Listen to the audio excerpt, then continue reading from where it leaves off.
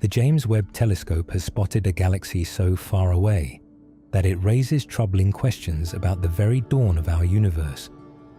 This smudge of light, known technically as JD's GSZ14-0, but which we will call the dawn, should not exist where we found it. It is too bright, too large, and far too mature for a time when the cosmos was supposed to be in its infancy. If our current models of physics are correct, the first stars should not have had enough time to gather in such massive numbers. Yet there it sits, glowing defiantly from a time just 290 million years after the Big Bang. We are looking at a ghost from the beginning of time that is forcing us to ask, is our history of the universe fundamentally wrong?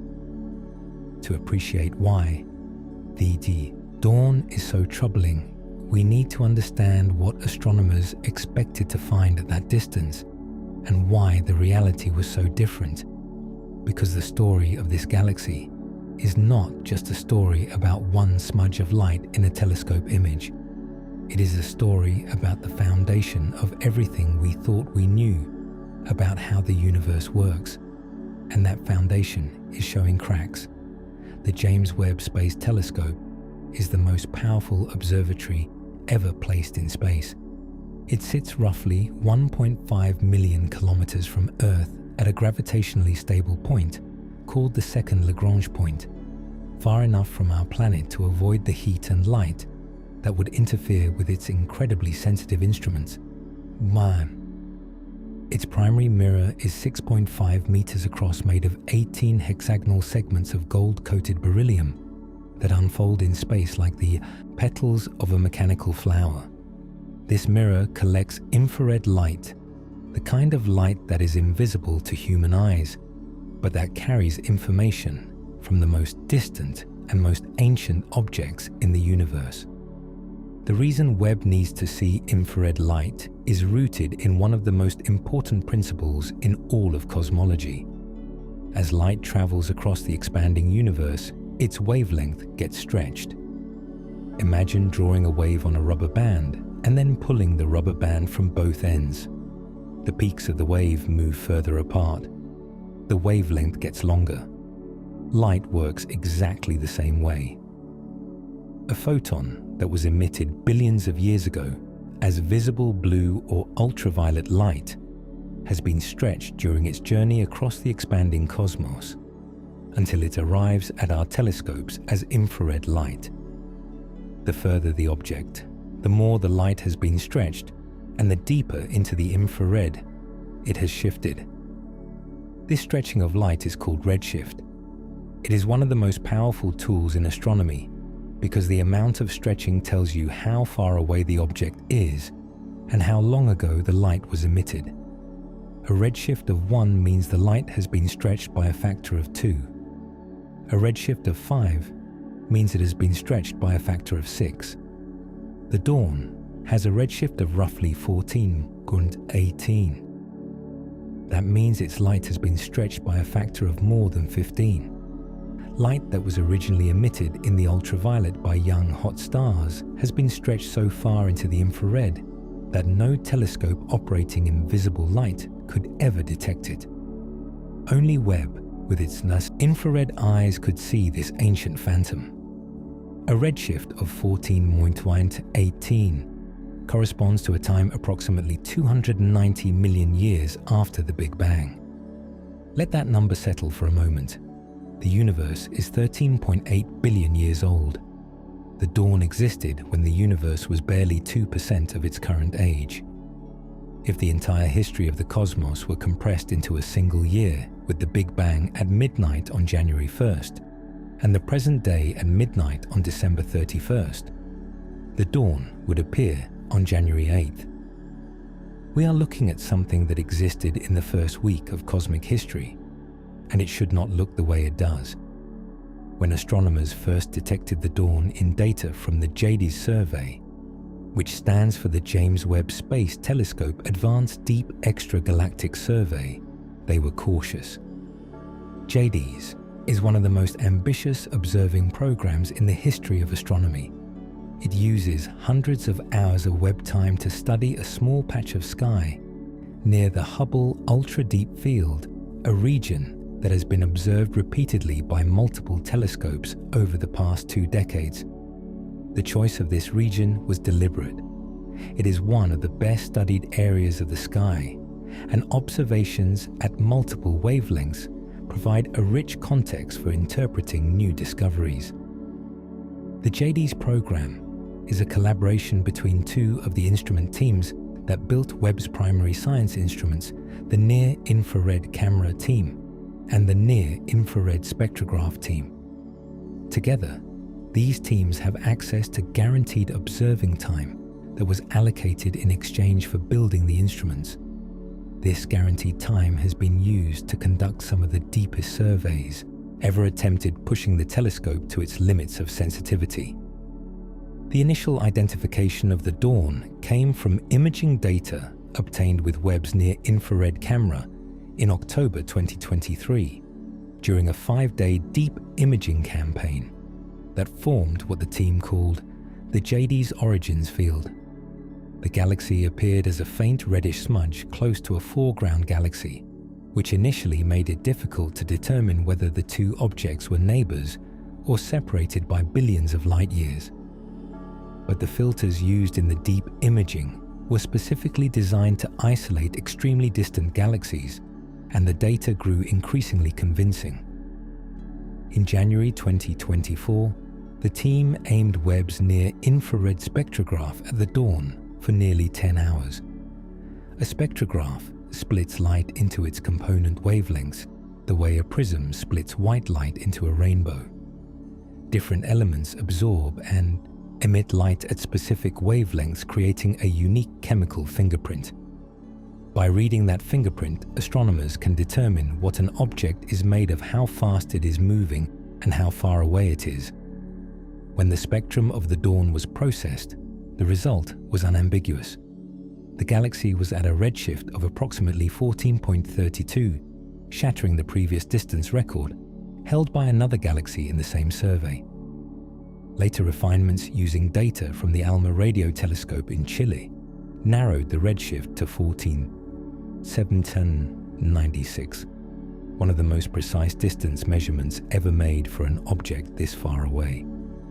The precision was extraordinarily equivalent to being accurate within 5 centimeters over a distance of 1 kilometer. But it was not the distance that stunned the team. It was what the galaxy looked like at that distance. The dawn is over 1,600 light years across. That might sound small compared to the Milky Way, which spans roughly 1,000,000 light years. But for a galaxy that existed just 290 million years after the Big Bang, it is enormous. The standard models of galaxy formation predict that the first galaxies should have been small, dim, and chaotic. Tiny clumps of gas barely held together by gravity, producing a sputtering of faint stars in the darkness. The dawn is none of those things. It is bright, it is structured, and its light is produced overwhelmingly by young stars, not by gas falling into a black hole. The mass of the galaxy is estimated at several 100 million times the mass of our Sun, a staggering amount of stellar material to have assembled in less than 300 million years. The brightness of the dawn was the first troubling question. The galaxy is one of the most luminous objects ever observed at such an extreme distance. In the standard picture of cosmic evolution, the earliest galaxies should be faint, requiring the most powerful telescopes and the longest exposure times to detect. The dawn is not faint. It practically announced itself in the data.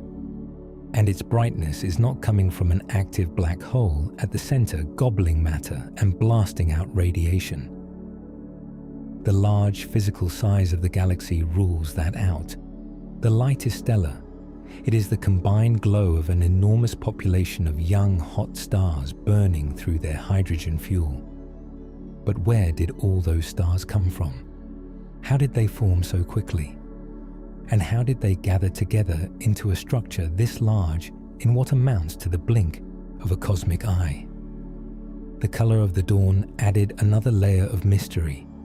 Astronomers expected that the earliest galaxies would appear blue, the signature of very young, very hot stars formed from pristine hydrogen and helium gas. The dawn is not as blue as it should be. Its light shows signs of being reddened by dust. Dust in astronomy refers to tiny solid particles made of silicates, carbon compounds, and other materials that are produced inside stars and released into space when those stars explode. The presence of dust in a galaxy tells you that stars have already formed, lived their lives, and died, scattering their processed material into the surrounding gas.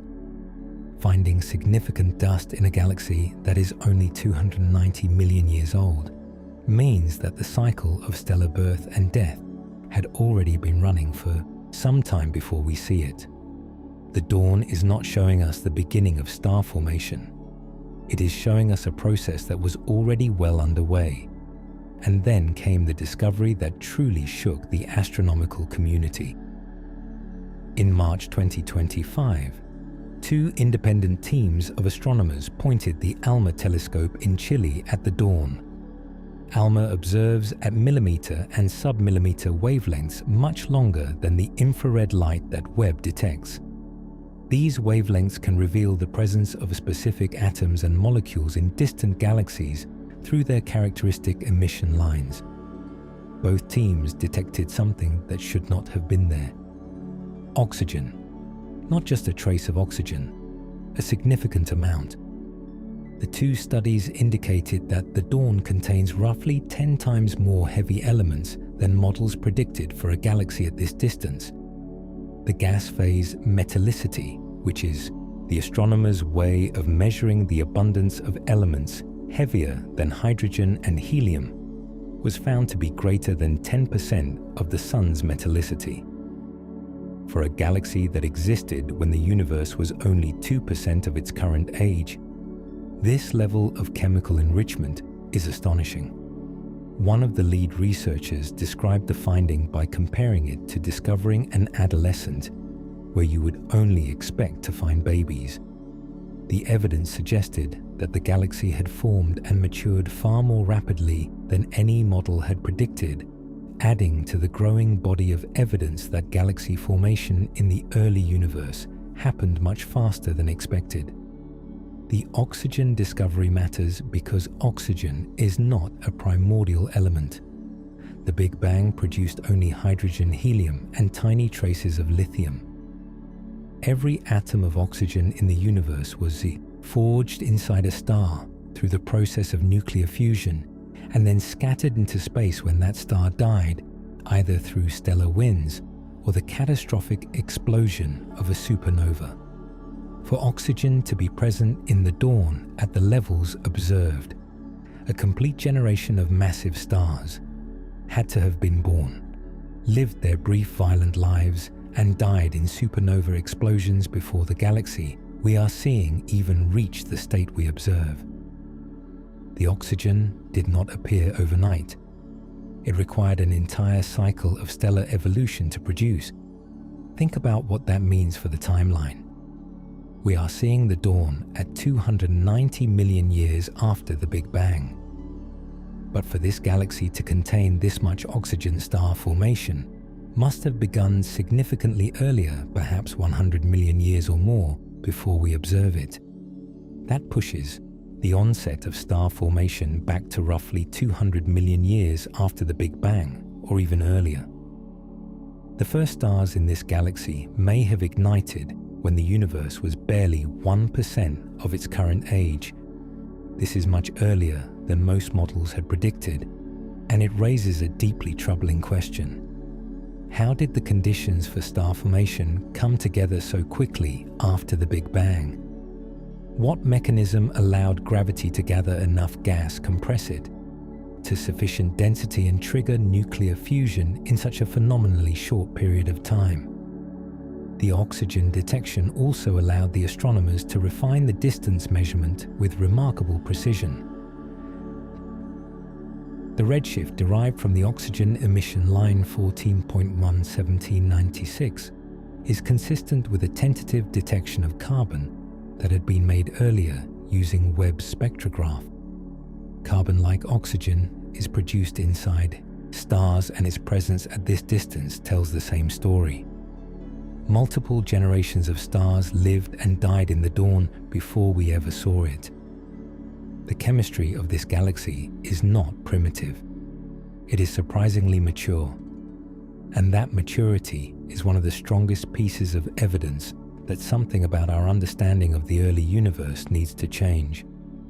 There is another detail about the dawn that deserves attention before we move on.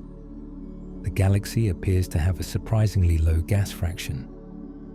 When astronomers modeled the mass budget of the dawn using combined data from Webb and ALMA, they found that the total dynamical mass, the mass inferred from the motion of gas within the galaxy, suggests that a large portion of the original gas has already been converted into stars or expelled from the galaxy entirely.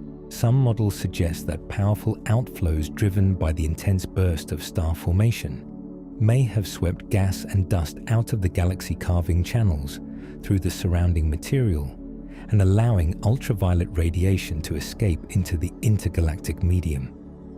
This idea is supported by the detection of a thick column of neutral hydrogen gas in front of the dawn, seen as a damped absorption feature in the spectrum. This cloud of hydrogen sits in front of the galaxy and absorbs some of its light. Some researchers believe this cloud could be the remnant of a galactic outflow material that was once inside the dawn, but was ejected by the ferocious energy of the starburst. If this interpretation is correct, it means the dawn was not just forming stars at an extraordinary rate, it was also expelling material at an extraordinary rate. The galaxy was simultaneously building itself up and tearing itself apart. The combination of high stellar mass, high metallicity, significant dust, possible outflows, and low gas fraction paints a picture of a galaxy that has already been through a turbulent and eventful life, despite being observed when the universe was barely 300 million years old. It is not the quiet, primitive proto-galaxy that the models predicted.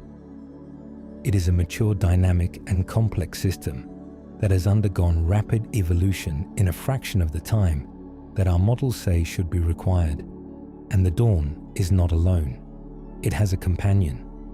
Detected in the same survey and at nearly the same distance, a galaxy designated as its sibling exists at a redshift of approximately 13.86, corresponding to a time only slightly later in cosmic history. But this companion is strikingly different. It is much smaller, much fainter, and much more compact, with a physical size of less than 50 light years. Its spectrum shows no strong metal emission lines, suggesting a much lower level of chemical enrichment. This contrast is itself a mystery. How can two galaxies existing at virtually the same moment in cosmic history be so different in their properties? One is bright, massive, and chemically mature. The other is faint, tiny, and chemically primitive. The early universe apparently contained an enormous diversity of galaxies, even within its first few 100 million years. The companion galaxy received an extraordinary amount of observing time, roughly 70 hours of mid-infrared imaging from Webb's MIRI instrument, the deepest MIRI exposure ever obtained for any high redshift galaxy. Despite this unprecedented depth, the detection of the companion at mid-infrared wavelengths was only tentative at roughly 3 times the noise level. This faintness in the mid-infrared suggests that the companion has much weaker emission lines from oxygen and hydrogen than the dawn, consistent with a lower metallicity and a less active star formation history. The contrast between the two galaxies, separated by only a modest difference in redshift, but vastly different in their properties, illustrates the remarkable variety of conditions that existed in the early universe. The companion is unresolved in all 16 near-infrared camera bands, meaning it is consistent with a point source or an extremely compact object smaller than 50 parsecs across. This compactness makes it one of the smallest spectroscopically confirmed galaxies at any redshift. Its stellar mass is estimated at roughly 40 million solar masses, with a star formation rate of about 2 solar masses per year. The absence of strong metal emission lines despite this active star formation rate suggests either a very low gas phase metallicity below 10% of the Sun's value, or a high escape fraction of ionizing photons that are leaving the galaxy rather than exciting the surrounding gas to produce emission lines. The existence of this companion raises fascinating questions about the environments in which the first galaxies formed. Were the dawn and its companion born from the same primordial gas cloud, or did they form independently in nearby but separate dark matter halos? Did one influence the formation of the other through gravitational interactions, or through the radiation and outflows from its star formation? And will they eventually merge, combining their stellar populations and gas reservoirs into a single, larger galaxy? At the distances involved, resolving these questions observationally is extremely challenging, but future deeper observations may provide clues. Now let us step back and examine the framework that the dawn is challenging, because the significance of this discovery can only be understood in the context of the model it contradicts. And that model, the Standard Model of Cosmology, has been one of the most successful scientific theories in history. The Standard Model of Cosmology is known as Lambda Cold Dark Matter, or Lambda CDM for short.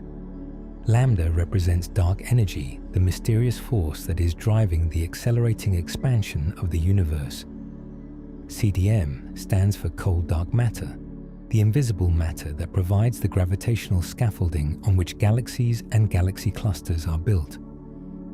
Together, these two components, along with ordinary matter radiation and the initial conditions set by the Big Bang, define a mathematical framework that describes how the universe has evolved over the past 13.8 billion years. Lambda CDM has been spectacularly successful. It correctly predicts the detailed pattern of temperature fluctuations in the cosmic microwave background, the faint afterglow of the Big Bang that fills every direction of the sky.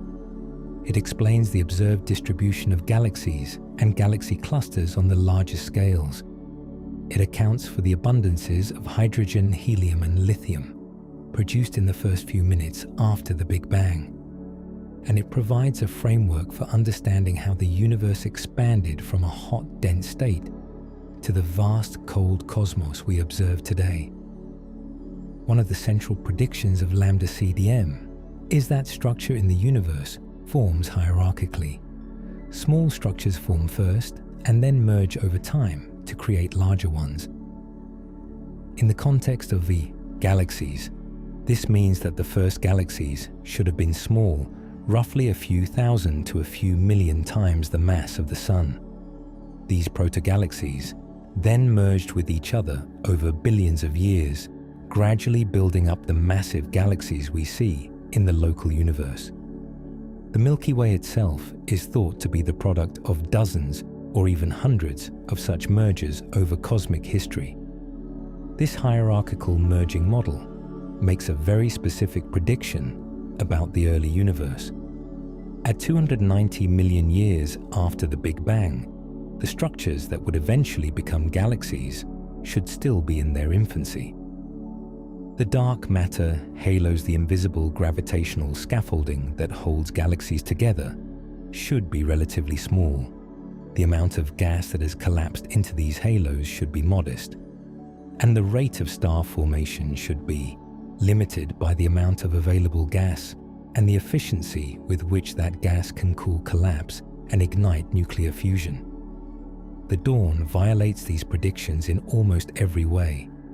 Its mass is too high, its metallicity is too advanced, its dust content is too significant, its luminosity is too great, and the implied rate of star formation required to build it in the available time pushes the boundaries of what our models say is physically possible. If Lambda CDM is correct, then something extraordinary must have happened in the region where the dawn formed. The local conditions must have been uniquely favorable for rapid galaxy growth, producing an extreme outlier in the general population of early galaxies. But here is the problem. The dawn is not the only galaxy like this. The JADE survey, despite covering only a small patch of sky, has already found multiple galaxies at extreme redshifts that are brighter and more massive than the models predict. If the dawn were a 1 in a billion statistical fluke, that would be one thing. But finding several such galaxies in a small survey area implies that they are not flukes at all. They are part of a population that the standard model did not predict and cannot easily explain. The discovery team noted this explicitly.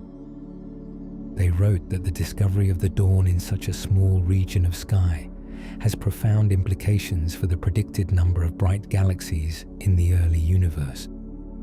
The number density of luminous galaxies at this epoch appears to be more than 10 times higher than what was expected based on observations made before Webb launched. This is not a minor discrepancy. It is an order of magnitude disagreement between observation and prediction. Something in our models is wrong. The question is what?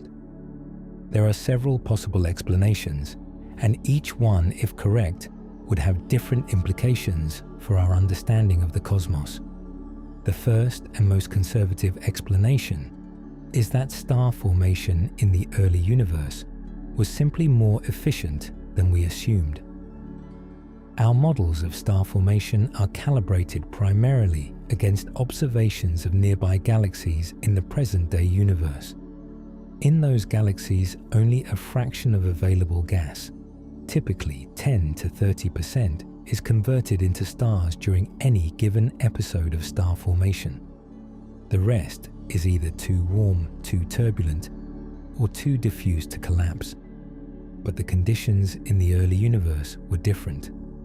The first gas clouds were made of pure hydrogen and helium with no heavy elements and no dust. The physics of how this pristine gas collapses and forms stars is not identical to how metal-enriched gas behaves in modern galaxies. Some theoretical models suggest that the absence of heavy elements could actually lead to more efficient cooling under certain conditions, particularly in the presence of strong radiation fields that can dissociate molecular hydrogen and alter the thermal properties of the gas. If the first episodes of star formation converted a larger fraction of the available gas into stars, 50% or even higher, then galaxies could have built up stellar mass much faster than the standard models predict. This explanation preserves the basic framework of Lambda CDM while adjusting a specific parameter, but it has limits. Even with maximally efficient star formation, there is still a physical constraint on how quickly gas can accumulate and collapse. The gas has to fall into the dark matter halo. It has to cool. It has to fragment. And then nuclear fusion has to ignite. Each of these steps takes time. Pushing the star formation efficiency to extreme values helps, but it may not be enough to fully explain the most massive early galaxies. The second explanation goes deeper. What if the problem is not with star formation, but with dark matter itself?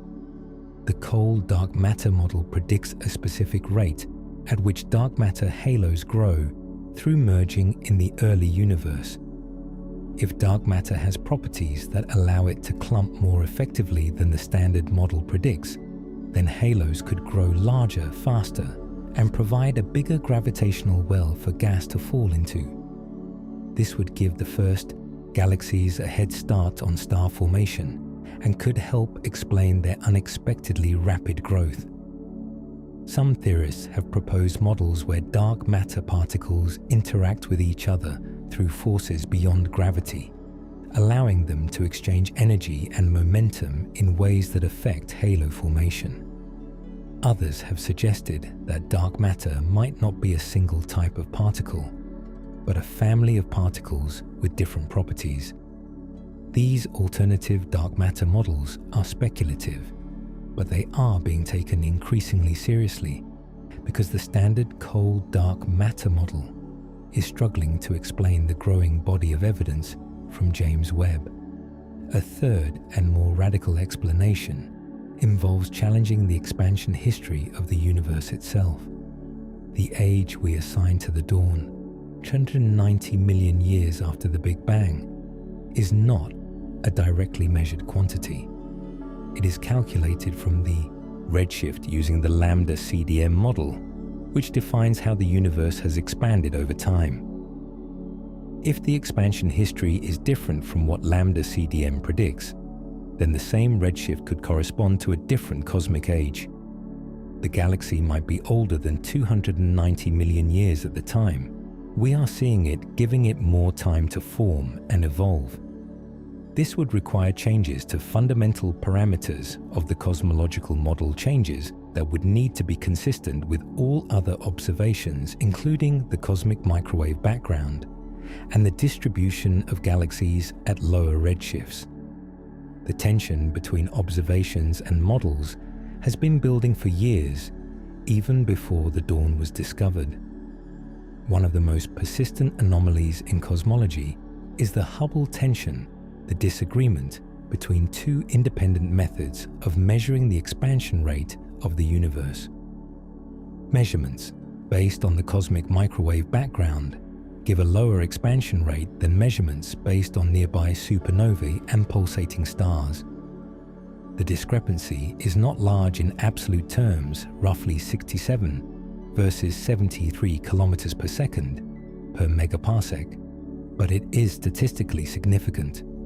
The measurements are precise enough that the probability of the disagreement being due to random error is vanishingly small. Something real is causing the discrepancy. Either one or both measurement methods have an unidentified systematic error, or there is physics in the real universe that our models do not capture. The Hubble tension matters for the early galaxy problem because the expansion rate is directly connected to the age of the universe. A higher expansion rate implies a younger universe. If the universe is younger than 13.8 billion years, then the time available for structure formation at any given redshift is shorter, making the existence of massive early galaxies even harder to explain. Conversely, if there is unknown physics that causes the expansion rate to vary in ways that our model does not account for, then the relationship between redshift and age might be different from what we calculate. Galaxies at redshift 14 might not correspond to 290 million years after the Big Bang. They might correspond to a slightly different age depending on the details of the expansion history. If the higher value is correct, it could mean the universe is expanding faster than Lambda CDM predicts, which would affect the relationship between redshift and cosmic age for all distant objects. James Webb has contributed to this debate as well. Early observations from Webb have been used to recalibrate parts of the cosmic distance ladder, the chain of measurements that links nearby distance indicators to more distant ones. Some of these recalibrations support the higher expansion rate. If confirmed, this would mean the universe is slightly younger than the Lambda CDM estimate of 13.8 billion years. And a younger universe would make the early galaxy problem even worse because there would be even less time for structures to form. But there is also a possibility that goes in the opposite direction.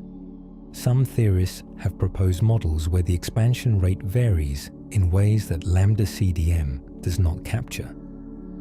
If dark energy, the force driving the acceleration of the expansion, is not a constant but changes over time, then the expansion history could be significantly different from the standard prediction.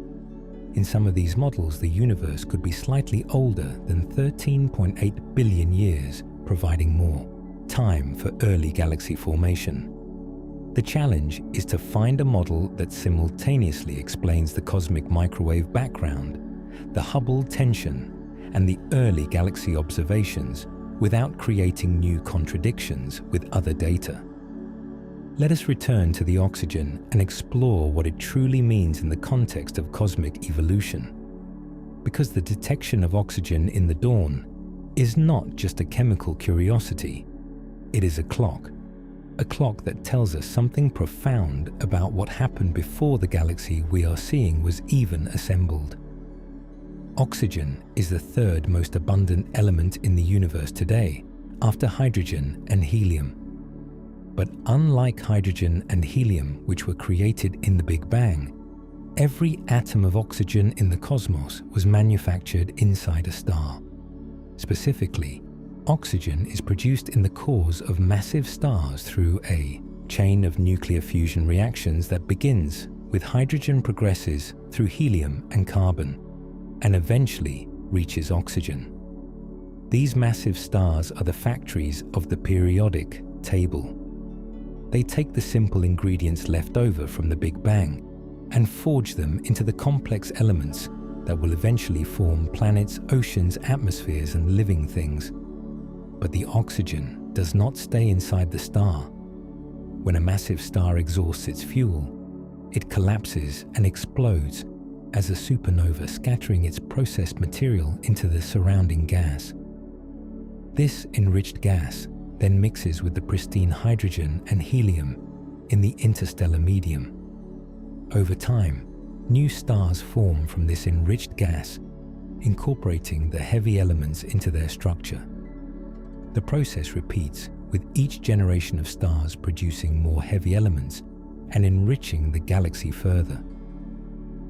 Astronomers call this process chemical evolution, and it is one of the primary ways that galaxies change over time. The amount of oxygen in a galaxy tells you something important about its history. A galaxy with very little oxygen has not yet had many generations of stars. Its stellar population is young, and its gas is still mostly pristine. A galaxy with a lot of oxygen has been through multiple cycles of star formation and death. Its stellar population includes both young stars and the processed remnants of older ones. Its gas has been enriched by supernovae over a long period of time. The dawn has a gas phase metallicity greater than 10% of the Sun's metallicity. This might not sound like a lot, but in the context of a galaxy that is only 290 million years old, it is extraordinary. To reach this level of enrichment requires multiple complete cycles of stellar evolution. Massive stars have to form, burn through their fuel, in a few million years explode as supernovae scatter their heavy elements into the surrounding gas, and then new stars have to form from that enriched gas. Each cycle takes time. Even for the most massive and short-lived stars, a single cycle of formation, evolution, and death takes several million years. Multiple cycles require tens of millions of years at minimum.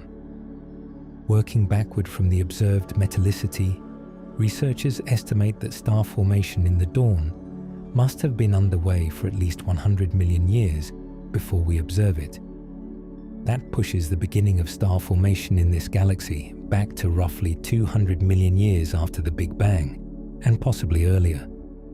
At that time, the universe was emerging from the cosmic dark ages, the period after the cosmic microwave background was released, when no stars existed and the universe was filled with nothing but cold, dark, neutral hydrogen gas. The Dark Ages are one of the most mysterious chapters in cosmic history. After the universe became transparent roughly 30,000 years after the Big Bang, the light from that era, the cosmic microwave background, was released and began streaming through space. But there was nothing to produce new light. The universe was dark, no stars, no galaxies, no sources of illumination at all. Just an endless expanse of cold neutral hydrogen, slowly being gathered together by the patient pull of gravity. To appreciate the darkness of this era, consider that the only radiation present was the fading afterglow of the Big Bang itself, the cosmic microwave background. At 38,000 years after the Big Bang, this radiation was the temperature of the surface of a red giant star, roughly 3000 Kelvin, glowing a deep reddish orange.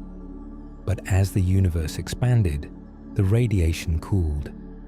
By the time the first stars would ignite hundreds of millions of years later, the background radiation had cooled to roughly 60 Kelvin, nearly 50 degrees below the freezing point of water on the absolute scale. The universe was not just dark, it was cold.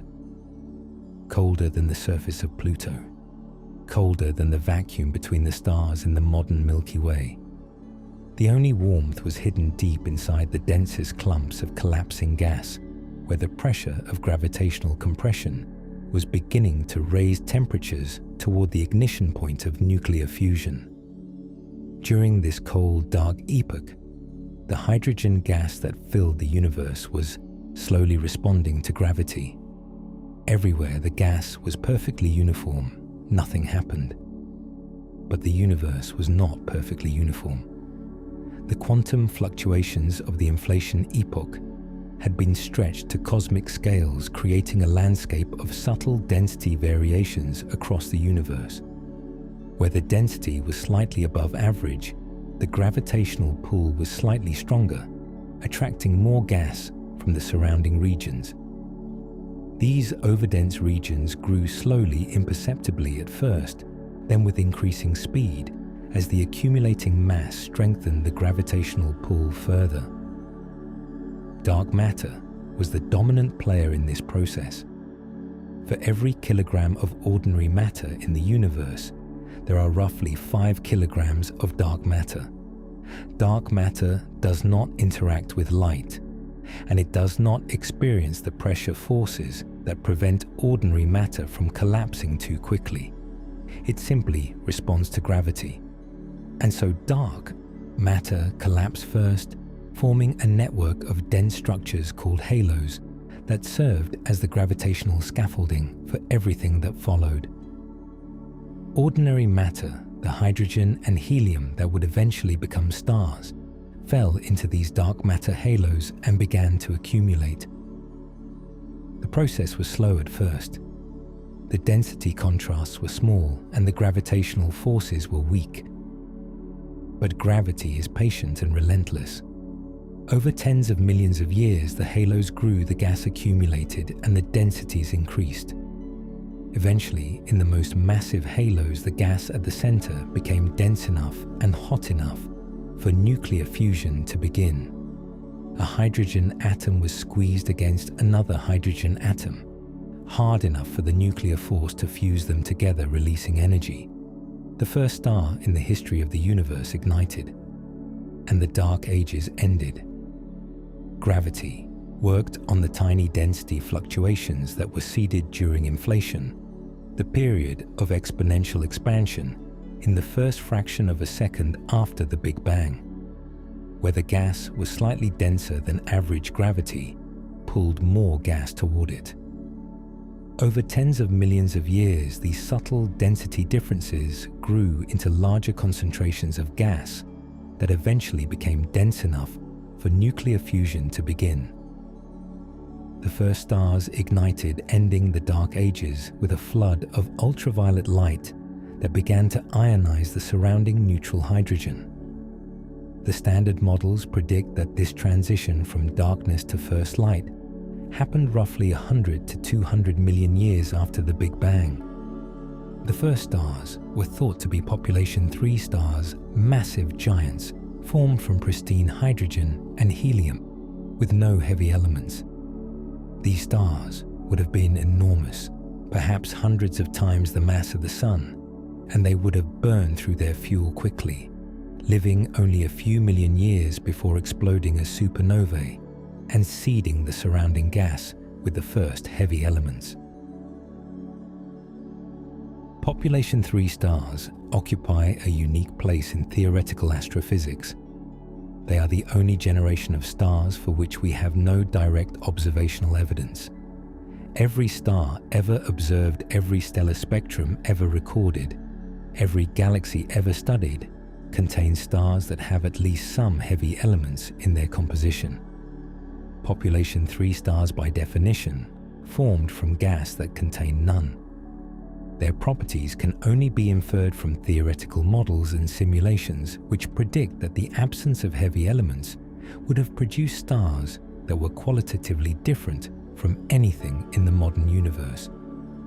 Without heavy elements, the gas from which population 3 stars formed could not cool as efficiently as modern interstellar gas. In today's universe, heavy elements and dust grains act as coolants, radiating away the heat generated by gravitational compression and allowing the gas to fragment into small, dense clumps that become individual stars. In the pristine gas of the early universe, the primary coolant was molecular hydrogen, which is a much less efficient radiator. Without efficient cooling, the gas clouds could not fragment into small pieces. They collapsed as massive units, producing stars that were extraordinarily large by modern standards. Some simulations predict that population 3 stars could have reached masses of 300, 500, or even 1,000 times the mass of the Sun.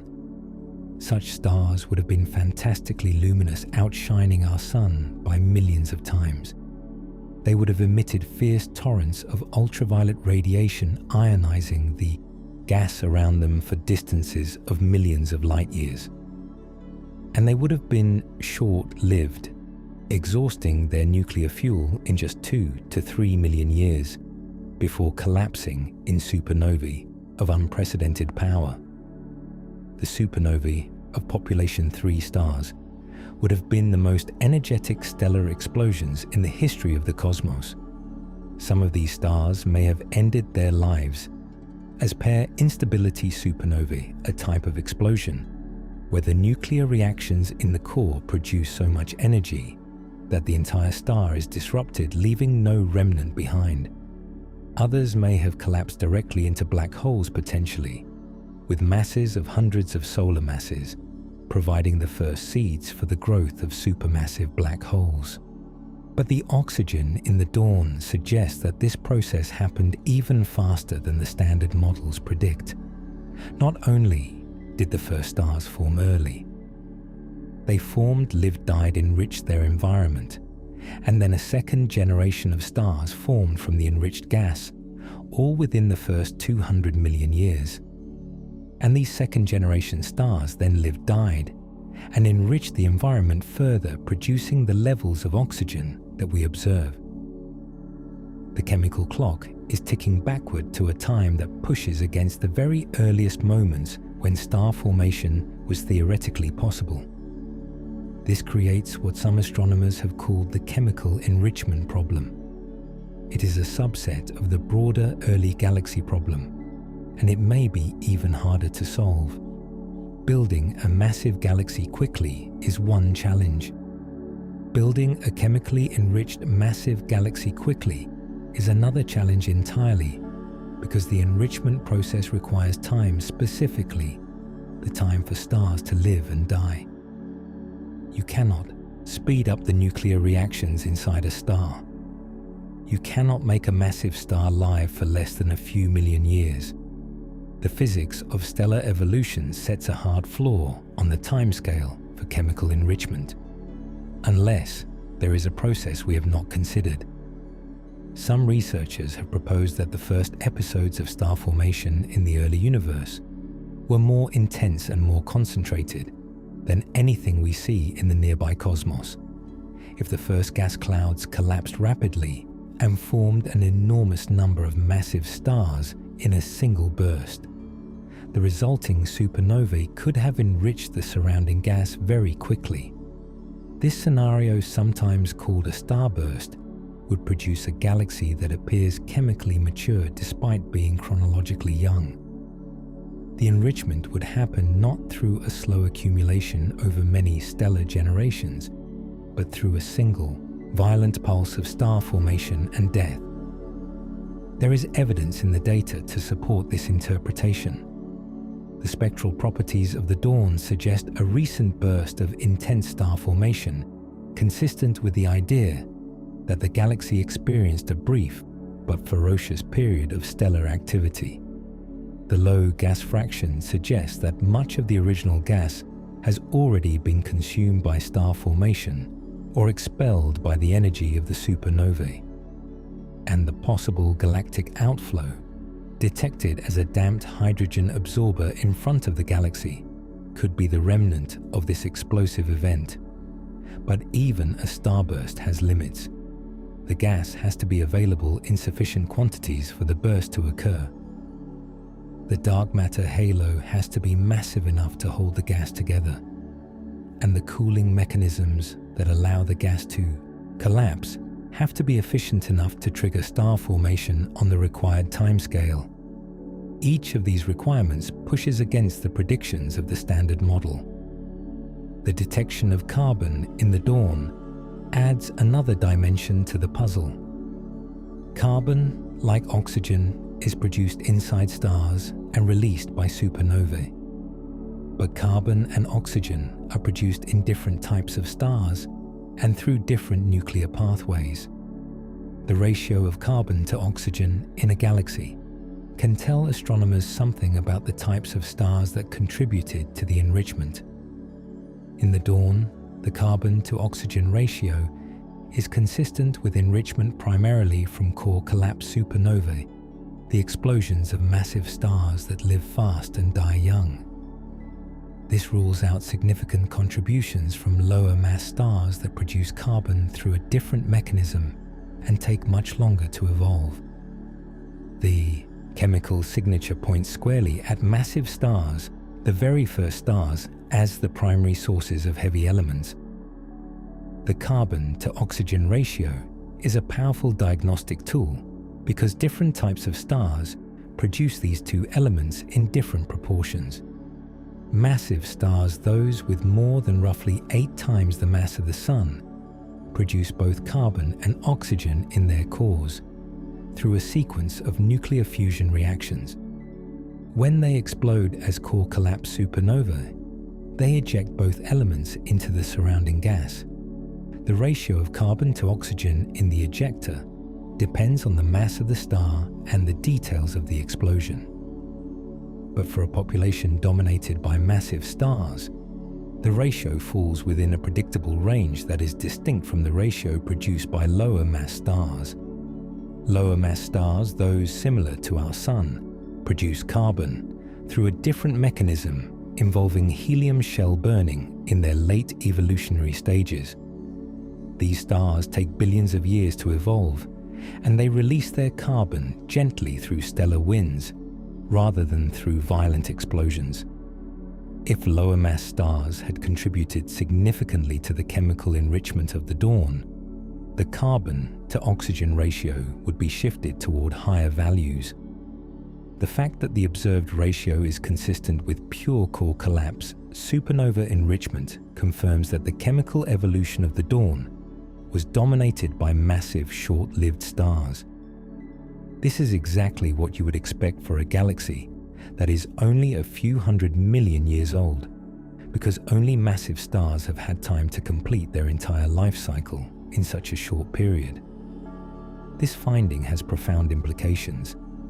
It means that the first generation of stars in the dawn must have been predominantly massive, not a mix of large and small stars like we see forming in nearby galaxies, but a population dominated by giant stars that burned hot and fast and died in spectacular explosions. This is consistent with theoretical predictions about population 3 stars, the first generation of stars formed from pristine gas. Without heavy elements to help the gas cool and fragment into small clumps, the collapsing clouds would have produced mostly large stars. the dawn may be showing us the chemical fingerprint of the very first stellar generation. But there is a tension here. If the first stars were predominantly massive, they would have been incredibly luminous. A star with 100 times the mass of the Sun shines millions of times brighter than the Sun. A population of such stars would have produced an enormous amount of ultraviolet radiation, enough to ionize the neutral hydrogen in a large volume of space around the galaxy.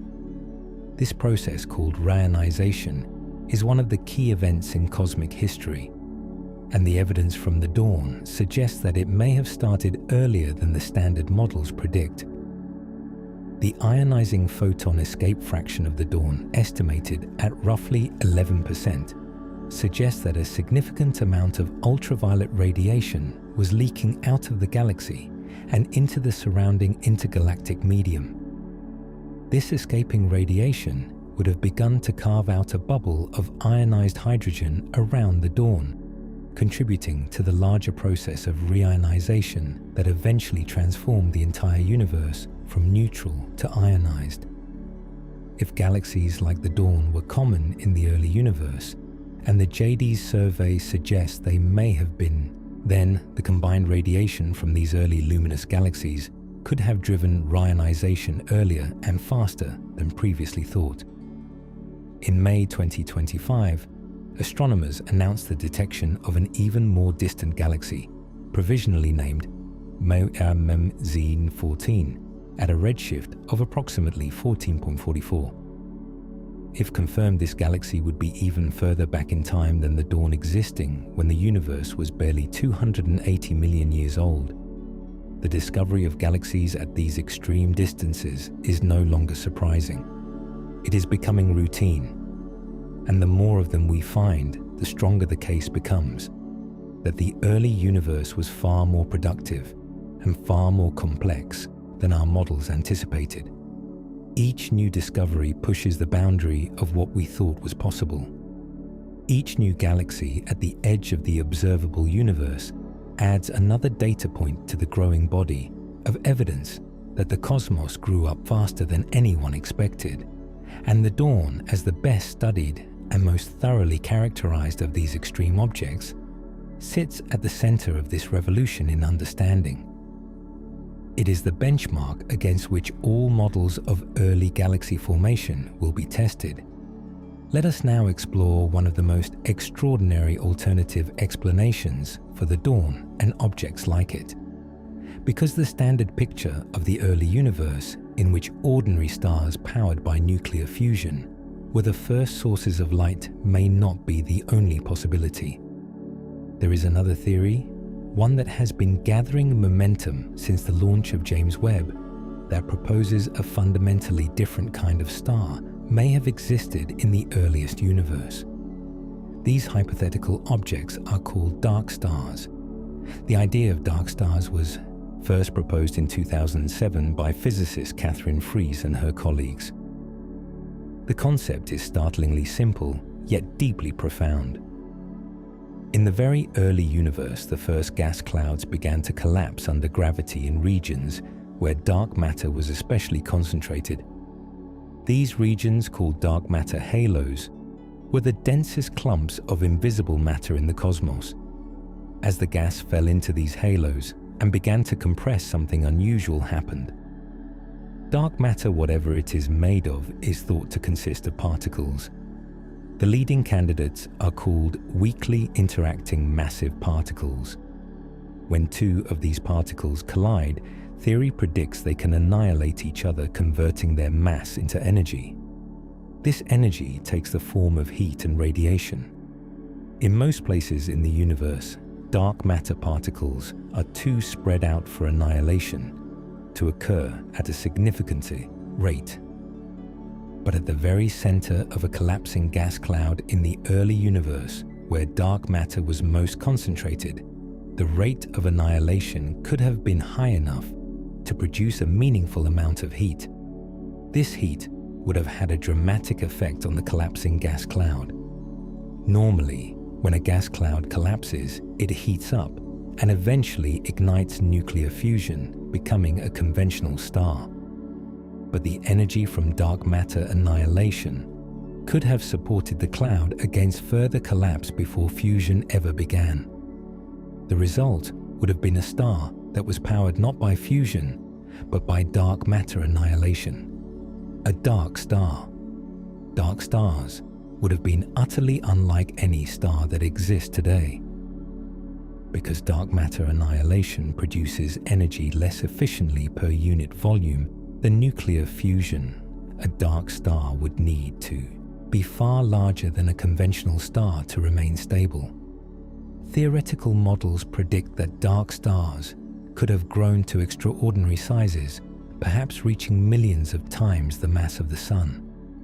They would have been luminous bright enough to be visible billions of light years away, and they would have been diffused giant puffy clouds of hydrogen and helium held up by the gentle heat of dark matter annihilation at their cores. The most remarkable property of dark stars is what happens when they die. Because dark matter annihilation prevented nuclear fusion from igniting, the dark star could continue growing by accreting more gas for as long as its dark matter fuel supply lasted.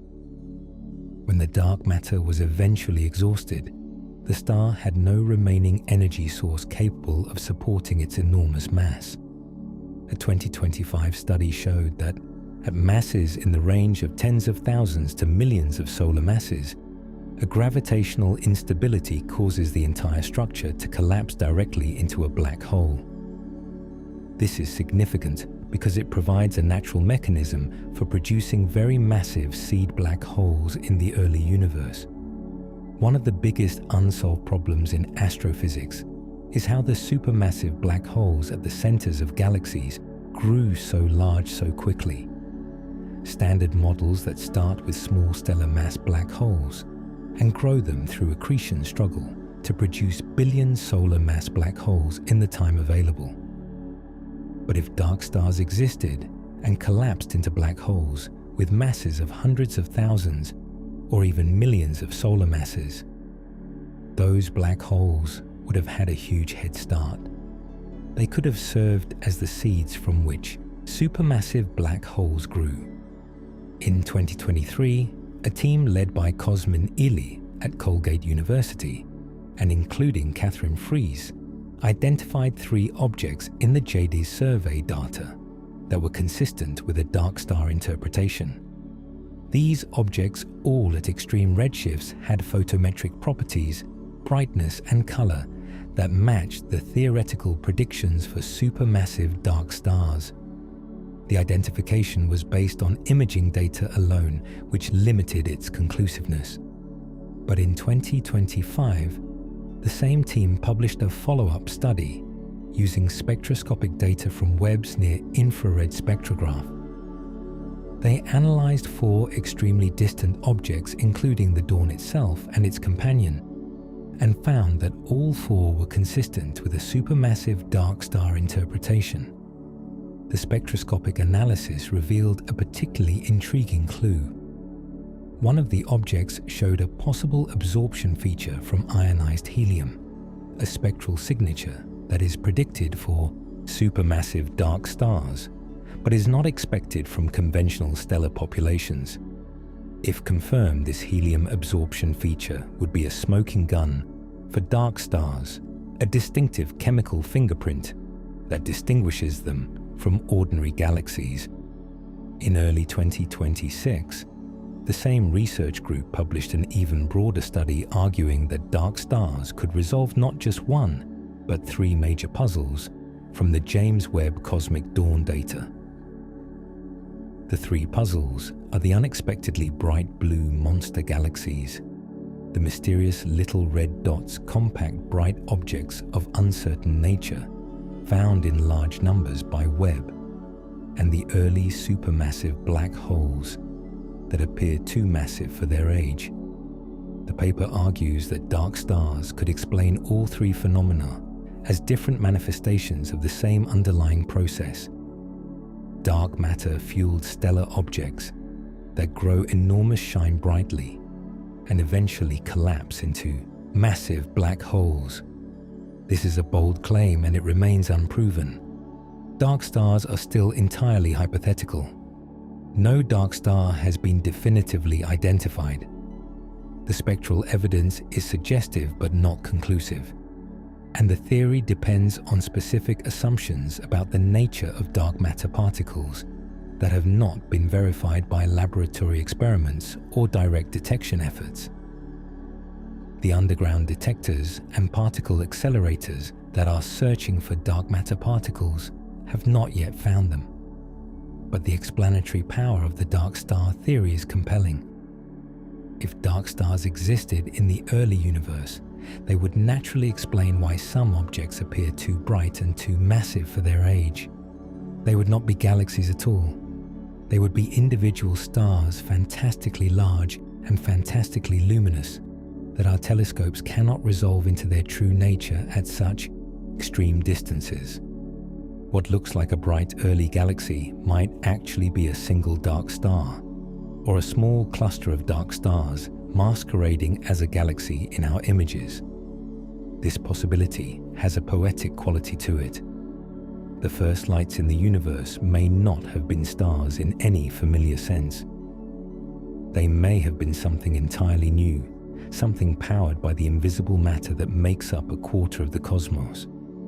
Dark matter, the substance we cannot see and cannot touch, and have never directly detected, may have been the engine that lit the first fires in the darkness. If dark stars are real, then the cosmic dawn was written, not in nuclear fire, but in the quiet annihilation of invisible particles. The universe found a way to make light from darkness literally. But even if dark stars explain some of the anomalies, they cannot explain all of them. The oxygen in the dawn, for instance, requires conventional stellar nucleosynthesis. Dark matter annihilation does not produce heavy elements. If the dawn contains oxygen, then real stars fusion powered stars must have lived and died within it, regardless of whether dark stars also contributed to its luminosity. The truth may involve a combination of processes, some conventional and some exotic, working together to produce the extraordinary objects that James Webb is revealing. The search for dark stars is one of the most exciting frontiers in modern astronomy. Future observations with Webb and other telescopes will aim to obtain higher resolution spectra of the most distant objects, looking for the distinctive signatures that would confirm or rule out the dark star hypothesis. If dark stars are confirmed, it would open an entirely new field of astronomy, the study of stars powered by dark matter.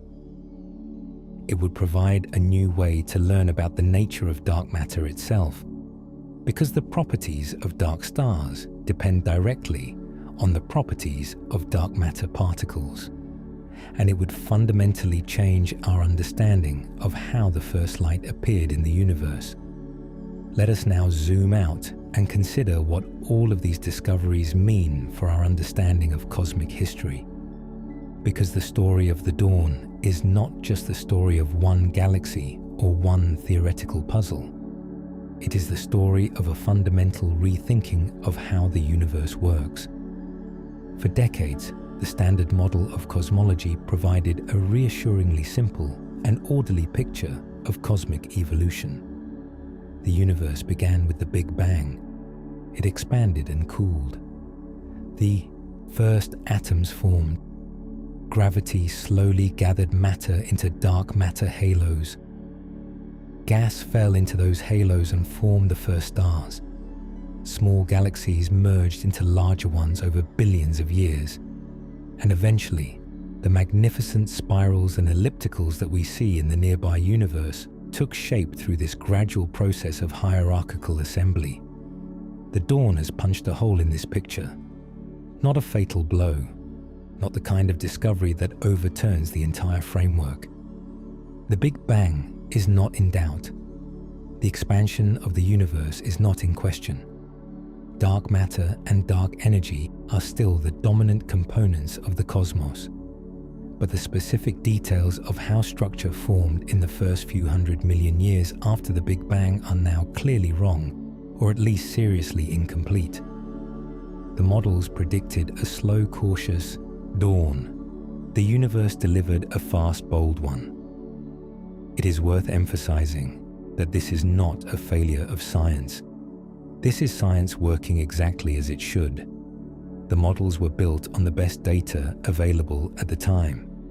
The predictions were logical and mathematically consistent, but they were based on observations of the nearby universe extrapolated backward to the very beginning of cosmic history.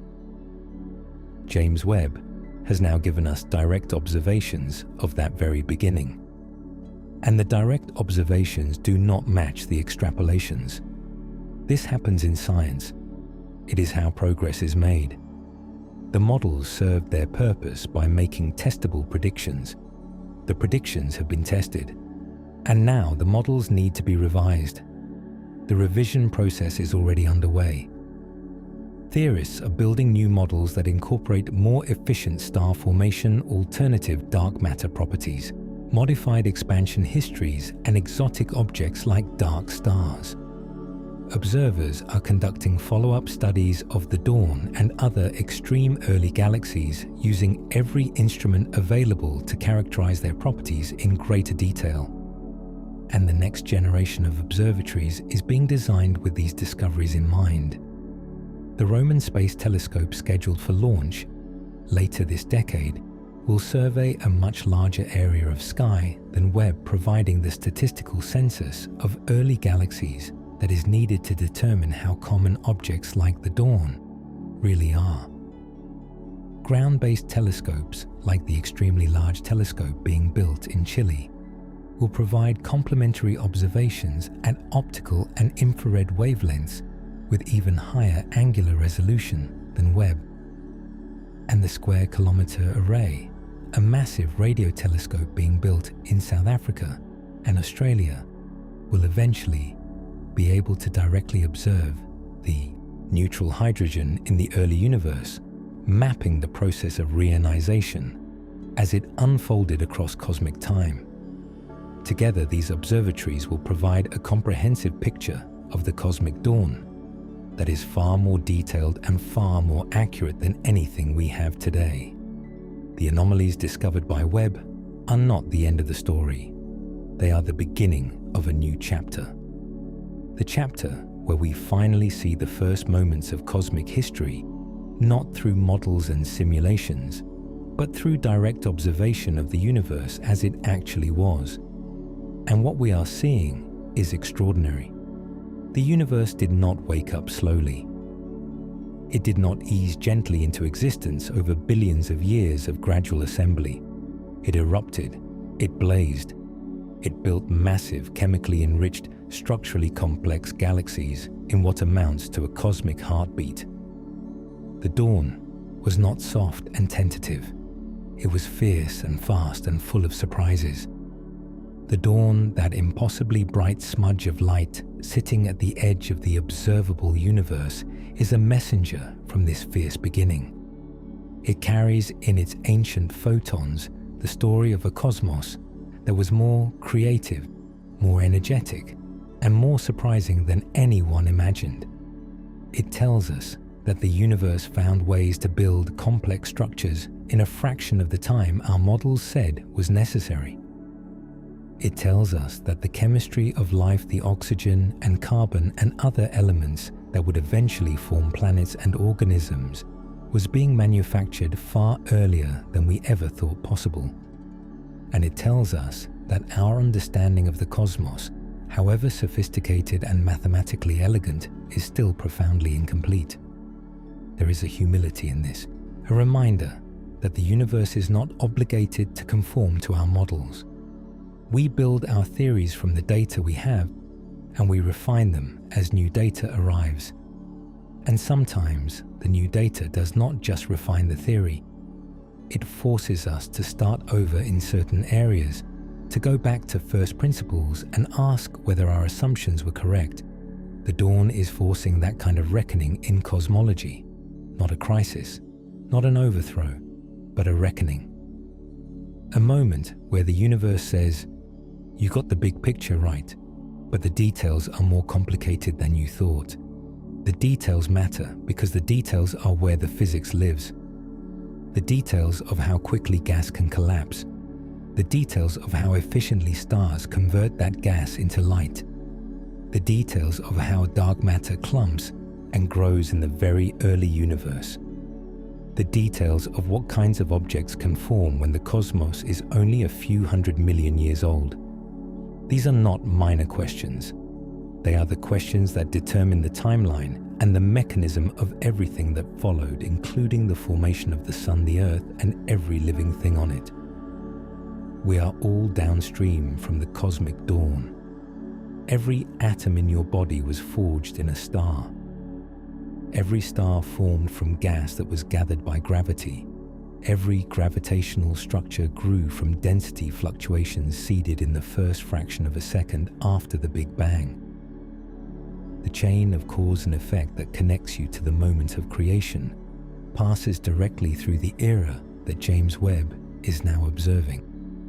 And the dawn, sitting at the beginning of that chain, is telling us that the first links were forged faster and more forcefully than we ever knew. The universe is patient, but it is not slow. It is creative, but it is not gentle. And it is far stranger than any model we have yet devised. Somewhere out there, 13.4 billion light years from where you are sitting right now, a smudge of ancient light is glowing in the infrared. It was one of the first complex structures to emerge from the primordial chaos. It contains oxygen that was forged in the deaths of stars that no longer exist. It may have been illuminated by objects powered not by nuclear fusion, but by the annihilation of invisible matter. And it is forcing us to rewrite the first chapter of the greatest story ever told. This ancient smudge of light has a name now. We call it the dawn, and it has earned it, because it is showing us what the dawn of the universe actually looked like. Not the gentle, predictable sunrise we imagined, but a fast, fierce, complicated eruption of light and matter that set the stage for everything that came after. We are still reading that first chapter. We are still deciphering the message encoded in those ancient photons. But every new observation brings us closer to understanding how the universe grew up so fast and why the cosmos we inhabit today is the way it is. The mirror of the James Webb Space Telescope is pointed at the beginning, and the beginning is staring back with more questions than answers. That is not a problem. That is the whole point. The questions are the frontier, and the frontier has never been more alive. But before we accept the frontier as our final resting point, let us go deeper into the mechanics of what makes the dawn so impossible. Because the numbers, when you lay them out carefully, tell a story that is even more troubling than a casual summary suggests. Start with the mass. The dawn contains several 100 million solar masses worth of stars. A solar mass is the mass of our sun, roughly 2,000 trillion kilograms. Several 100 million of those is an almost inconceivable amount of matter gathered into a single structure. To put it in perspective, the small Magellanic Cloud, a companion galaxy visible from the southern hemisphere of Earth, has a stellar mass of roughly 300 million solar masses, and it has had 13 billion years to accumulate that mass. The dawn achieved something comparable in 300 million years, or less. But the mass alone is only part of the equation. To form that much stellar mass, you need far more gas than ends up in stars. In typical nearby galaxies, the star formation efficiency is roughly 10 to 30%. That means for every solar mass of stars formed, you need between 3 and 10 solar masses of gas in the reservoir. If the dawn has several 100 million solar masses of stars and a star formation efficiency of, say, 20%, then the total gas reservoir that fed those stars had to be in the range of 1 to 2 billion solar masses. that gas had to be gathered into the dark matter halo, cooled to the point where it could collapse and then converted and into stars, all in less than 300 million years. Now consider the dark matter halo itself. For a gas reservoir of 1 to 2 billion solar masses to accumulate the dark matter halo hosting, the galaxy had to be massive enough to gravitationally capture and hold that much gas.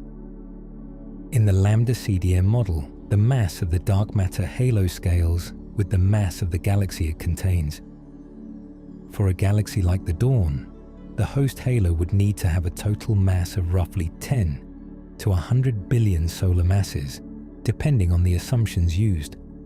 Producing a halo of that size by 290 million years after the Big Bang requires the growth of structure to have proceeded extremely rapidly in that region of the universe. In the standard model, dark matter halos grow through combinations of smooth accretion, the gradual infall of dark matter particles from the surrounding environment, and merging the collision and combination of smaller halos into larger ones. Both processes take time. The rate of growth depends on the density of the environment and the statistical properties of the initial density fluctuations. In the densest regions, halos grow faster because there is more material available for accretion and merging. But even in the densest regions, the growth rate is limited by the finite speed at which dark matter can fall into the halo. Some cosmological simulations have produced rare halos massive enough to host a galaxy like the Dawn by 290 million years after the Big Bang. But these halos are extremely rare in the simulations.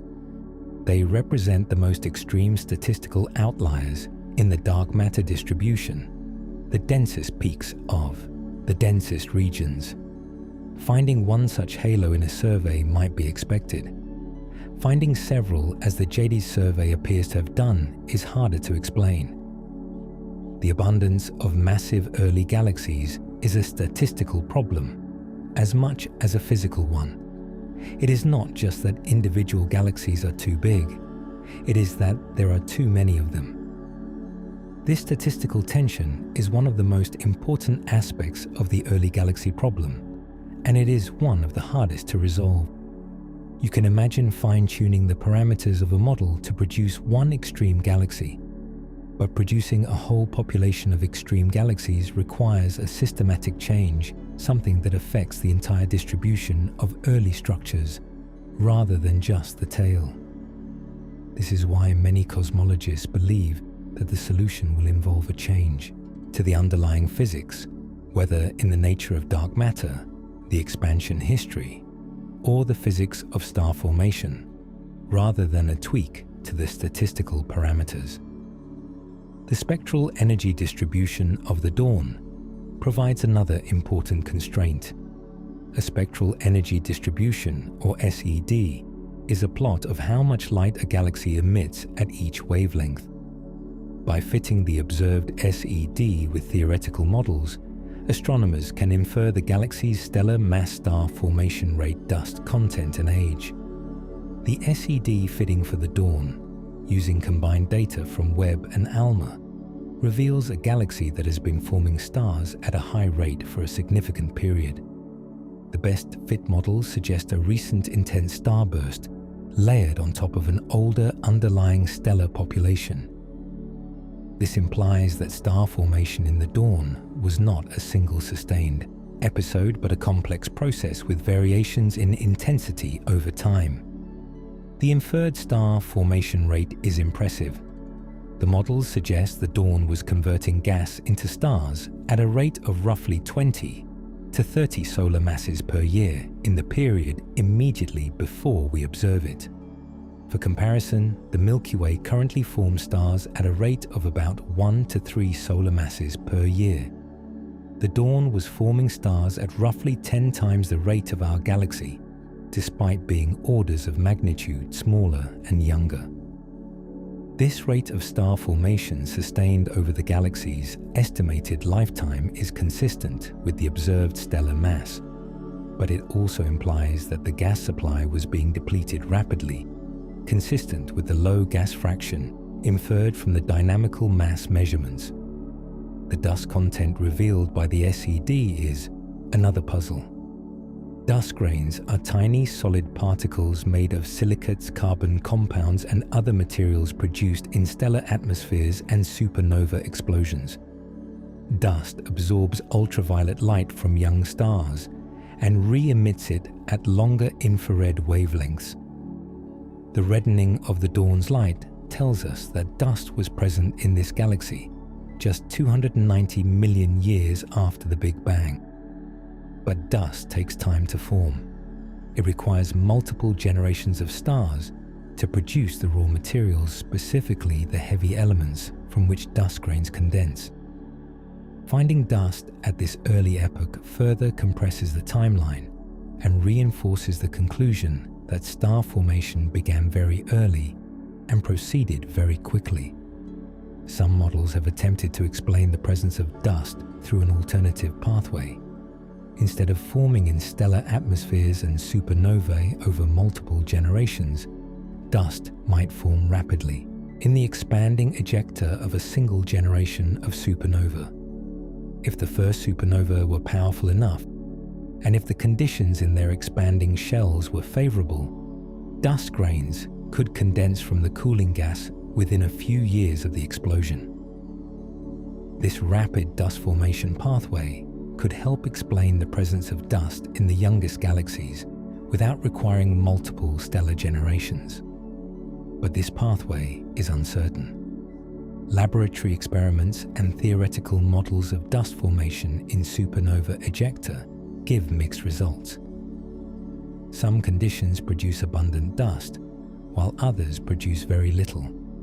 The efficiency of dust formation depends on the density, temperature, and composition of the ejecta, all of which vary from one supernova to another.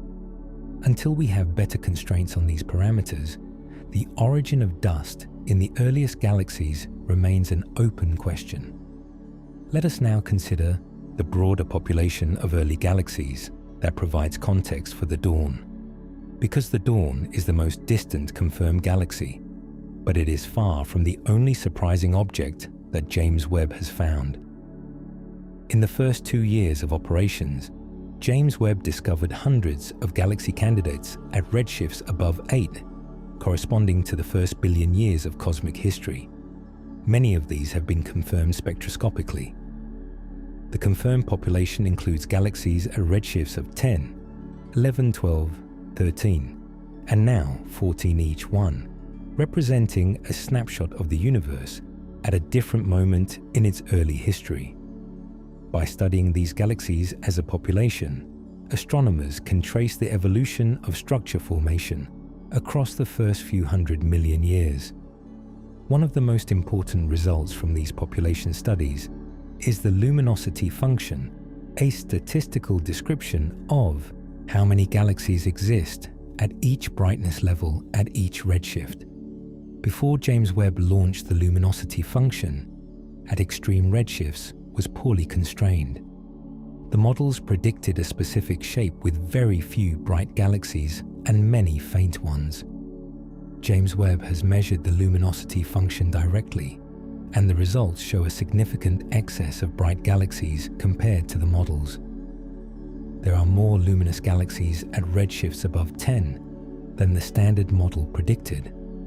The excess is particularly pronounced at the bright end, where the most massive and most rapidly star-forming galaxies live.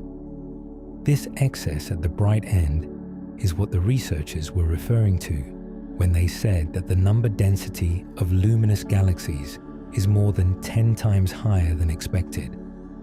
It is a systematic discrepancy that affects the entire population, not just individual outliers, and it implies that whatever process is responsible for producing galaxies like the dawn was not rare or unusual. It was widespread, operating across many regions of the early universe simultaneously.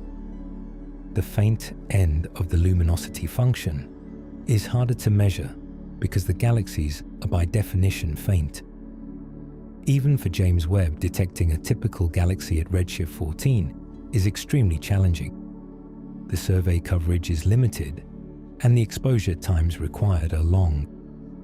But initial results from gravitational lensing studies, which use the magnifying power of massive foreground galaxy clusters to amplify the light of more distant galaxies behind them, suggest that the faint end of the luminosity function is broadly consistent with the standard model predictions. This means the problem is primarily at the bright end. There are too many bright galaxies, not too many galaxies in total. This has important implications for the theoretical explanations. A model that increases the total number of galaxies at all brightness levels would overproduce faint galaxies, conflicting with the lensing observations. A successful model needs to preferentially enhance the bright end while leaving the faint end relatively unchanged. This is not easy to achieve. Most simple changes to the underlying physics, like increasing the overall efficiency of star formation or speeding up the growth of dark matter halos, would affect all galaxies roughly equally. Producing a selective enhancement at the bright end may require a more nuanced mechanism. One possibility is that the bright end enhancement is driven by feedback processes. In the standard model stellar feedback, the energy and radiation released by young stars regulates the rate of star formation by heating and expelling gas from the galaxy. This feedback is more effective in smaller galaxies, where the gravitational potential well is shallower. In the most massive galaxies, the potential well is deep enough that feedback has difficulty expelling the gas, allowing star formation to proceed at a higher rate. If the feedback processes in the early universe were less effective than in the nearby universe, perhaps because the gas was more pristine and cooled more efficiently, then the most massive galaxies could have formed stars at even higher rates, while smaller galaxies remained largely unaffected. This feedback-based explanation has some theoretical support. Simulations that include detailed models of stellar feedback often struggle to reproduce the observed properties of the most massive early galaxies. Reducing the effectiveness of feedback in the simulations can produce brighter, more massive galaxies without dramatically changing the properties of the faint population. But the physical justification for why feedback would be less effective in the early universe is still being debated. Another possibility involves the role of galaxy mergers. In the standard hierarchical model, the most massive galaxies are built through the merger of many smaller ones. But mergers take time, and at the extreme redshifts, where James Webb is observing, there may not have been enough time for many mergers to have occurred. If the most massive early galaxies formed not through merging, but through the rapid accretion of gas directly from the intergalactic medium, they could have built up their stellar mass more quickly than the merging model predicts. This cold flow accretion scenario, where gas streams along the filaments of the cosmic web and falls directly into the galaxy without being heated to high temperatures, could provide a fast track for galaxy growth that bypasses the slow merging process. Cold flow accretion has been seen in cosmological simulations, but its importance relative to merging at the very highest redshifts is still being quantified.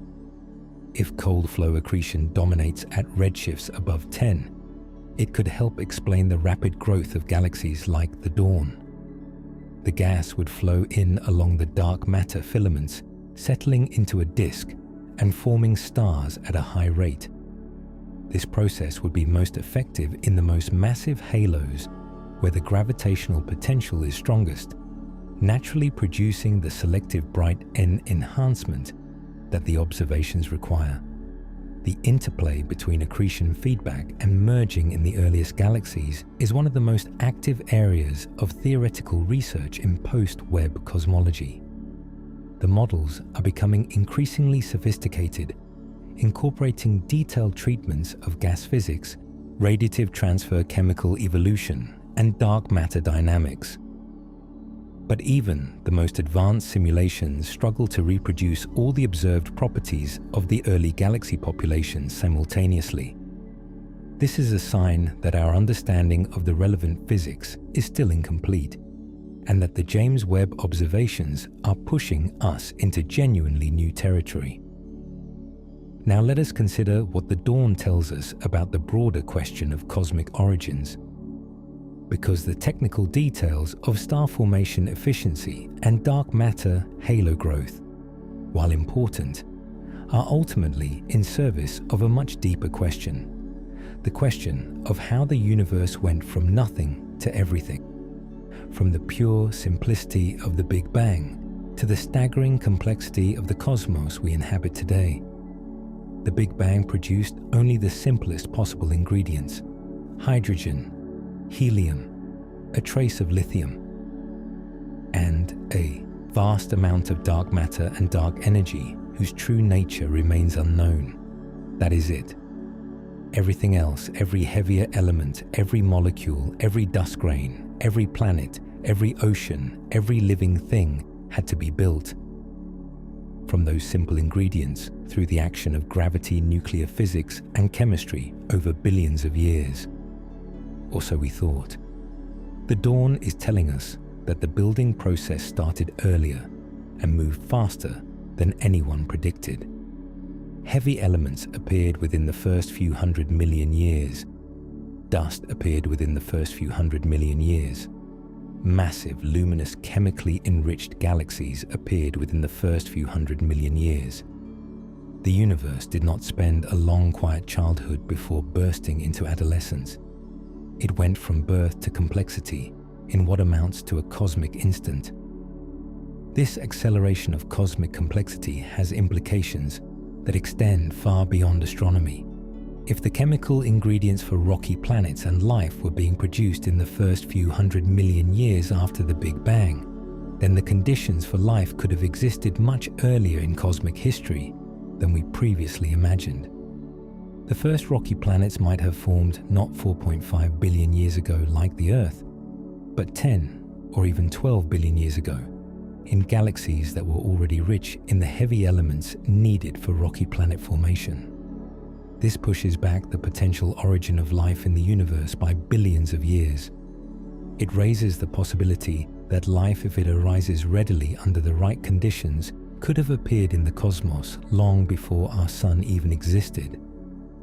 There could be civilizations in the universe that are billions of years older than our civilizations, that arose on planets orbiting stars in galaxies that were already mature when our corner of the cosmos was still a formless cloud of gas. This is speculation, of course. We do not know how readily life arises under favorable conditions. We do not know whether the heavy elements in early galaxies were distributed in the right proportions for rocky planet formation. We do not know whether the environments in those early galaxies were stable enough to support the long-term development of life. But the James Webb observations have moved the goalposts. The question is no longer whether the conditions for life existed in the early universe.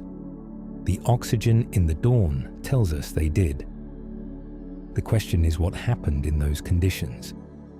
And that is a question that future generations of telescopes and missions may be able to answer. The story of the dawn is ultimately a story about the power of observation. For decades, we built models of the early universe based on the best data we had. Those models were logical, mathematically consistent, and broadly successful at explaining the universe we could see. But they were models, simplifications of a reality that is always more complex and more surprising than any model can capture. James Webb has given us the power to test those models against direct observations of the early cosmos. And the observations have revealed a universe that was more productive, more creative, and more surprising than the models predicted. This is not a crisis, it is an opportunity. an opportunity to build better models, to ask better questions, and to understand the universe more deeply than we ever have before. The dawn is a beacon from the beginning of time. It carries in its ancient photons a message that has been traveling for 13.4 billion years. The message is simple but profound. The universe grew up fast. Faster than you thought. Faster than your models said it could. And the details of how it happened are still waiting to be discovered. That message is an invitation. An invitation to keep looking, to keep asking, to keep building the instruments and developing the theories that will eventually unlock the full story of cosmic dawn. The James Webb Space Telescope has opened the door. The dawn is what we found on the other side.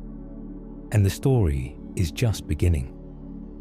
We have looked back 13.4 billion years and found a galaxy that should not exist.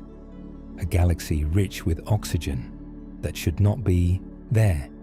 A galaxy that may have been illuminated by a type of star that has never been confirmed. A galaxy that is forcing us to reconsider the fundamental timeline of everything. And yet, the universe does not owe us simplicity. It does not arrange itself for our convenience. It does not follow our models just because we spent decades building them. The universe does what the universe does. And our job, the job of science, is to observe what it does and update our understanding accordingly. The dawn has given us a lot to update. It has shown us that the first chapter of cosmic history was wilder and more complex than anyone anticipated. It has revealed that the seeds of everything, the elements, the chemistry, the structures that would eventually produce stars and planets and life were planted earlier and grew faster than the textbooks said they could. And somewhere in the darkness of the ancient cosmos, 13.4 billion light years from where you are right now, the light of the dawn is still traveling, stretched thin by the expansion of the universe, dim to a whisper of infrared, but still carrying its message, still telling its story, still waiting for a golden mirror orbiting the sun to catch it and translate it into the language of science. We caught it. We are translating it. And the translation is rewriting the first page of the story of everything. The dawn came fast. The dawn came bright. And the dawn is not finished speaking. Let us now trace the full journey of the light from the dawn, because understanding that journey helps us appreciate just how extraordinary this observation really is. Roughly 290 million years after the Big Bang, in a region of the universe that was denser and more active than average, a burst of intense star formation was underway. Massive young stars burning hot and blue were pouring ultraviolet radiation into the gas around them.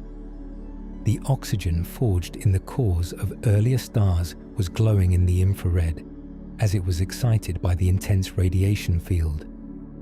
Dust grains were absorbing some of the ultraviolet light and re-emitting it at longer wavelengths. The galaxy we now call the dawn was alive with activity, a tiny island of light and chemistry in the vast dark ocean of the early cosmos. The photons that left the dawn at that moment began a journey that would last 13.4 billion years. They streamed outward from the galaxy at the speed of light passing through a universe that was still mostly neutral hydrogen. Some of the photons were absorbed by the neutral gas. Others passed through, finding their way into the spaces between the still-forming structures of the cosmic web. As they traveled, the universe continued to expand, stretching the photons to longer and longer wavelengths. The ultraviolet light was stretched to visible light. The visible light was stretched to infrared. And the infrared continued to stretch as the billions of years passed. During those 13.4 billion years, the universe transformed around the traveling photons. The first galaxies merged into larger ones. The process of reionization cleared the neutral hydrogen fog, making the universe transparent to ultraviolet light for the first time since recombination. Stars formed and died by the trillions, enriching the cosmos with heavier and heavier elements. Spiral galaxies took shape, their graceful arms rotating through space. Galaxy clusters assembled, pulling together thousands of individual galaxies into gravitationally bound structures spanning millions of light years. Roughly 9.3 billion years after the photons left the dawn, a cloud of gas and dust in a spiral arm of a typical galaxy began to collapse under its own gravity. This cloud was rich in heavy elements, the legacy of billions of years of stellar evolution in the Milky Way. The cloud fragmented into smaller clumps. One of those clumps ignited nuclear fusion and became the Sun. The leftover material formed a disk of gas and dust around the young star, and from that disk, the planets of our solar system condensed. The Earth took shape roughly 4.5 billion years ago, about 9.3 billion years after the photons from the dawn began their journey. Life appeared on Earth within the first billion years. Simple microorganisms, then complex cells, then multicellular creatures. Evolution produced an astonishing diversity of life over the next 4 billion years, eventually giving rise to a species capable of curiosity mathematics and the construction of telescopes.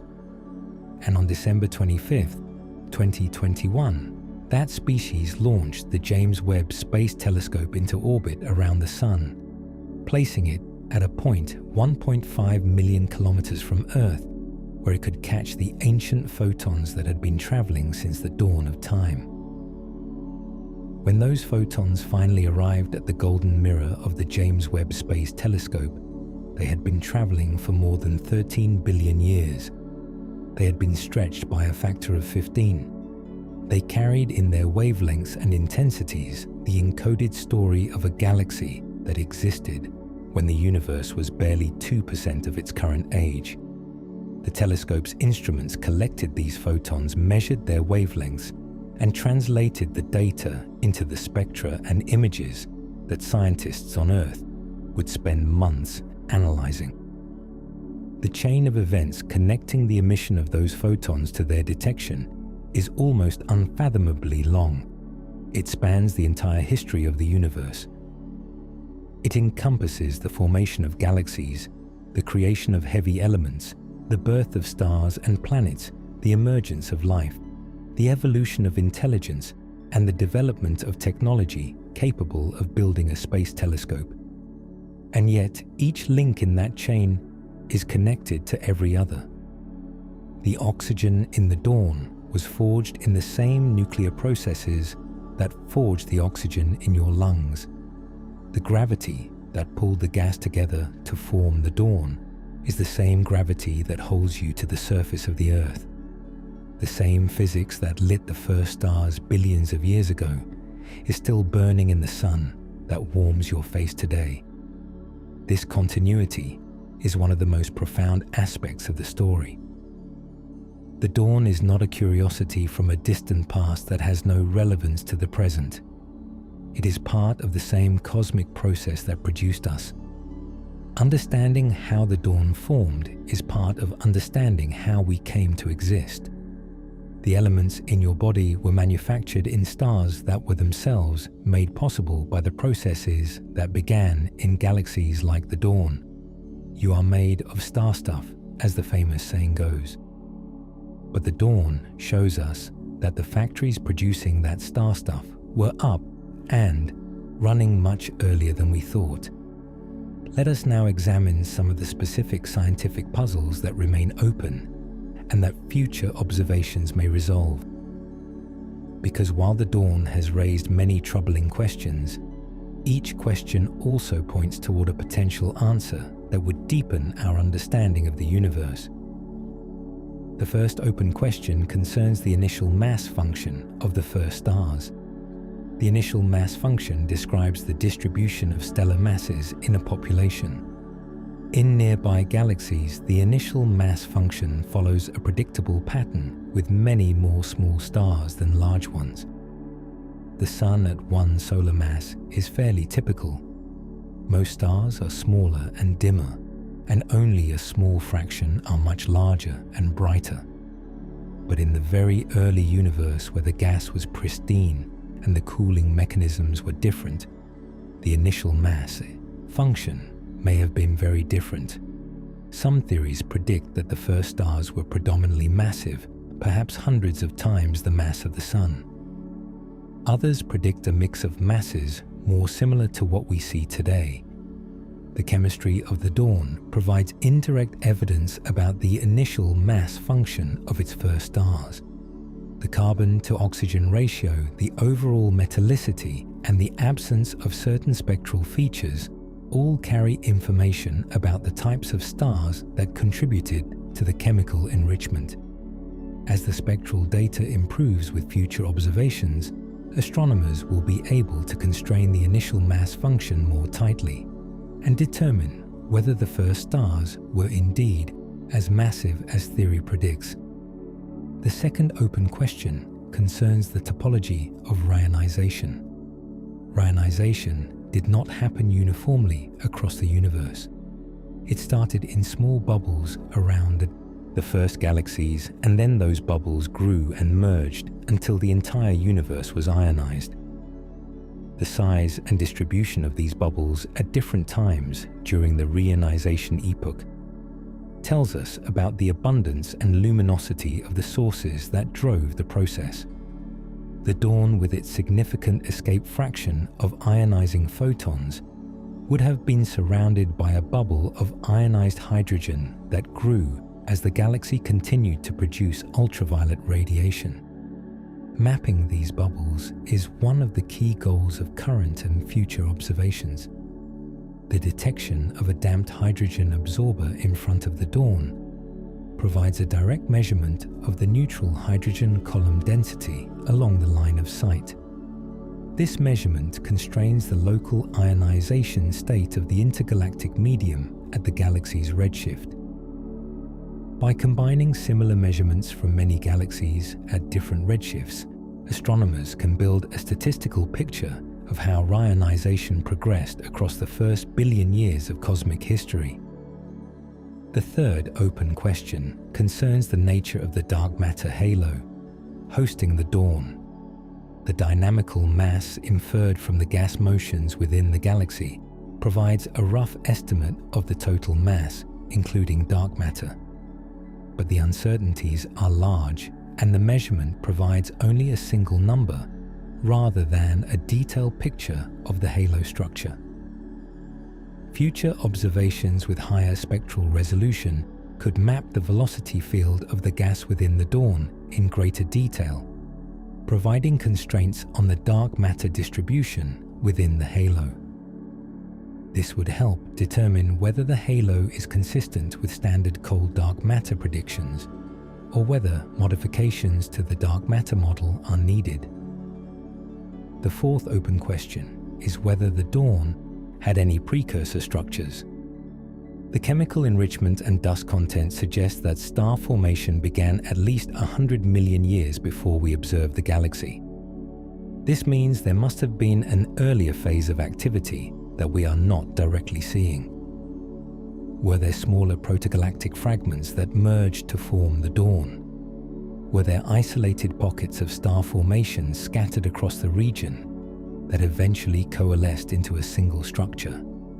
Or did the dawn form in a single massive collapse event, with all the star formation happening in one concentrated burst? Each scenario makes different predictions about the morphology and kinematics of the galaxy predictions that could potentially be tested with higher resolution imaging and spectroscopy. The fifth open question concerns the fate of the dawn. We are seeing this galaxy at one specific moment in its history, 290 million years after the Big Bang. But the galaxy continued to evolve for the next 13.5 billion years. It merged with other galaxies. It formed new generations of stars from the enriched gas in its environment. It may have grown a supermassive black hole at its center. By the present day, the dawn has been transformed beyond recognition. It is no longer a separate galaxy. It has been absorbed into a larger structure, perhaps a massive elliptical galaxy, or a component of a galaxy cluster. Identifying the descendant of the dawn in the present-day universe is a fascinating challenge that combines observations of the distant past with simulations of cosmic evolution. Some cosmological simulations have attempted to trace the evolution of extreme early galaxies forward in time to predict what they would look like today. The results suggest that galaxies like the dawn are likely the progenitors of the most massive galaxies in the present-day universe, the giant ellipticals that sit at the centers of galaxy clusters. These behemoths, containing trillions of stars, may have had their origins in the rapid early growth episodes revealed by James Webb. The dawn may be the embryonic form of a galaxy that is now one of the largest structures in the cosmos. Let us now return to the dark star hypothesis and explore it more thoroughly, because it represents one of the most radical possible solutions to the puzzles raised by the dawn. The central idea behind dark stars is that the very first luminous objects in the universe were not powered by nuclear fusion at all. Instead, they were powered by the energy released when dark matter particles collided and annihilated each other. This energy, in the form of heat and radiation, kept the collapsing gas cloud from igniting fusion and allowed the object to grow to enormous sizes while remaining relatively cool compared to a conventional star. The key distinction between a dark star and a conventional star is the energy source. A conventional star derives its luminosity from nuclear fusion, the process of fusing light atomic nuclei into heavier ones and releasing the binding energy. This process is extremely efficient per unit mass of fuel, which is why stars can be relatively compact. A dark star derives its luminosity from dark matter annihilation, which is much less efficient per unit volume. To produce the same total luminosity as a conventional star, a dark star has to be much larger because the dark matter annihilation occurs throughout a large volume of the stellar interior, rather than being concentrated in a compact core. Theoretical models predict that dark stars could have reached sizes comparable to the radius of our entire solar system. A dark star with 1 million solar masses might have a radius of roughly 10 astronomical units, about the distance from the Sun to Saturn. Despite this enormous size, the surface temperature of the dark star would be relatively low, perhaps 1000 to 5000 Kelvin, giving it a yellowish or whitish appearance. The combination of large size and moderate temperature would make the dark star extremely luminous, potentially shining with 1 billion times the luminosity of the Sun. At the distances and redshifts where James Webb is observing, a single supermassive dark star would be too small to resolve as an extended object. It would appear as a point source or a very compact source in the images. This is one of the reasons the dark star hypothesis is hard to test. A dark star and a small compact galaxy would look very similar in the low-resolution images available at these extreme distances. Only detailed spectroscopy, specifically the identification of unique spectral features like the helium absorption signature, can distinguish between the two interpretations. The 2025 study by Ilir Mahmoud Polin and Fries examined 4 of the most distant objects in the JADE survey and found that all 4 were consistent with a dark star interpretation based on both their spectra and their morphology. 2 of the 4 objects, including the dawn, are slightly extended in the images, suggesting they are not point sources, but the researchers showed that even these extended sources could be explained as dark stars surrounded by a nebula of ionized gas that the dark star's radiation has illuminated. The nebula would appear as a diffuse glow around the point, like dark star, making it look like a small galaxy in the images. One of the most intriguing aspects of the dark star scenario is what happens after the dark matter fuel runs out. Without the energy from dark matter annihilation, the enormous gas cloud can no longer support itself against gravity. The collapse is catastrophic and complete. The entire mass of the dark star falls inward and forms a black hole. The mass of this black hole would be comparable to the mass of the dark star, potentially millions of solar masses. This is far more massive than any black hole that could form from the collapse of a conventional star, which typically produces black holes of only a few to a few hundred solar masses. These massive black hole remnants would then become the seeds for the supermassive black holes that we observe at the centers of galaxies. In the Standard Model building, a supermassive black hole from a small stellar mass seed requires billions of years of slow accretion. But if the seed was already millions of solar masses, thanks to the collapse of a dark star, the growth to a billion solar mass supermassive black hole becomes much easier and can happen much faster. This is why the dark star hypothesis is so attractive to cosmologists. It potentially solves two problems at once: the problem of unexpectedly bright early objects and the problem of unexpectedly massive early black holes. The dark star hypothesis also offers a potential explanation for the mysterious little red dots that James Webb has discovered in large numbers. These compact red objects have been found at a wide range of redshifts, and their nature is still debated. Some appear to be compact galaxies with significant dust reddening. Others show spectral signatures consistent with active galactic nuclei. The dark star theory suggests that some little red dots might be dark stars in a transitional phase, objects that are running out of dark matter fuel and beginning to contract and heat up before their final collapse into a black hole. In this phase, the dark star would become redder and more compact, potentially matching the observed properties of the little red dots. If this interpretation is correct, then the little red dots are not just another class of peculiar early galaxies. They are the death throes of the dark stars, the brief visible phase between a dark matter-powered existence and a dark collapse into a black hole. The universe would be littered with these transient objects during the cosmic dawn era, each one marking the end of a dark star and the beginning of a supermassive black hole seed. It is a dramatic and beautiful picture, if speculative. The confirmation or rejection of the dark star hypothesis will require several lines of evidence. First, higher quality spectra of the candidate dark stars are needed to search for the distinctive helium absorption features that the theory predicts. James Webb has the capability to obtain these spectra, but it requires very long exposure times on individual objects.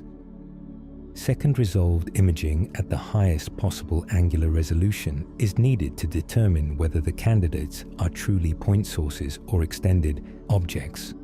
The more compact the source, the more likely it is to be a single object, like a dark star, rather than a collection of stars in a galaxy. Third, theoretical models of dark stars need to be refined to make more specific and testable predictions about the spectral signatures, variability, and spatial properties of these objects.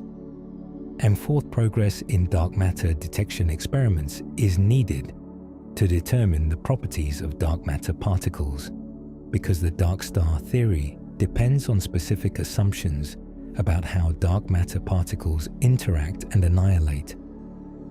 The coming decade will be decisive for the dark star hypothesis. Webb will continue to observe the earliest objects in the universe with increasing depth and spectral resolution. Ground-based telescopes like the Extremely Large Telescope will provide complementary observations at shorter wavelengths, and laboratory experiments will continue to search for dark matter particles If dark stars exist, we are likely to know within the next 10 to 20 years. And if they do, it will be one of the most profound discoveries in the history of physics, confirming that dark matter is not just a gravitational scaffold, but an active source of energy that powered the first lights in the cosmos. Let us close by returning to the dawn itself and considering what this single smudge of ancient light means for our place in the universe. The dawn is a galaxy that existed 290 million years after the Big Bang. It is 1,600 light-years across. It contains hundreds of millions of solar masses of stars. It is rich in oxygen and carbon elements that were forged in the cores of stars that had already lived and died before the galaxy reached the state we observe. It is bright, mature, and complex, far more so than any model predicted for a galaxy at this distance. It is either a conventional galaxy that grew up impossibly fast, or it is something we have never seen before, a dark star or a cluster of dark stars masquerading as a galaxy in our images. And it is currently the most distant confirmed galaxy in the observable universe. The light we detect from the dawn has been traveling for 13.4 billion years. By the time it reached the gold-coated mirror of the James Webb Space Telescope, it had been stretched by a factor of 15, dimmed to a whisper of infrared, and smeared across 13.4 billion years of cosmic history. And yet it still carried enough information for us to determine the galaxy's distance, its mass, its chemical composition, its star formation rate, and its physical size. The fact that we can extract this much information from photons that have been traveling since before the Earth existed is one of the most extraordinary achievements of human civilization. But the most extraordinary thing about the dawn is not what it tells us about the past. It is what it tells us about the future of our understanding. Every time humanity has built a new tool to observe the universe, we have found things we did not expect. The telescope revealed that the Earth is not the center of the cosmos. Spectroscopy revealed that stars are made of the same elements as rocks and oceans. Radio astronomy revealed the cosmic microwave background. Space telescopes revealed dark energy. And now James Webb is revealing that the very first chapter of cosmic history was more dramatic, more complex, and more mysterious than we ever imagined. Each of these discoveries humbled us. Each one forced us to revise our understanding and acknowledge that the universe is bigger, stranger, and more wonderful than we thought. The dawn is the latest in this long line of humbling revelations. It is a reminder that the cosmos is not obligated to be simple. It is not obligated to match our models. It is not obligated to grow up slowly just because our equations say it should. The universe does what it does, and our greatest privilege as a species is to watch it do it and try to understand.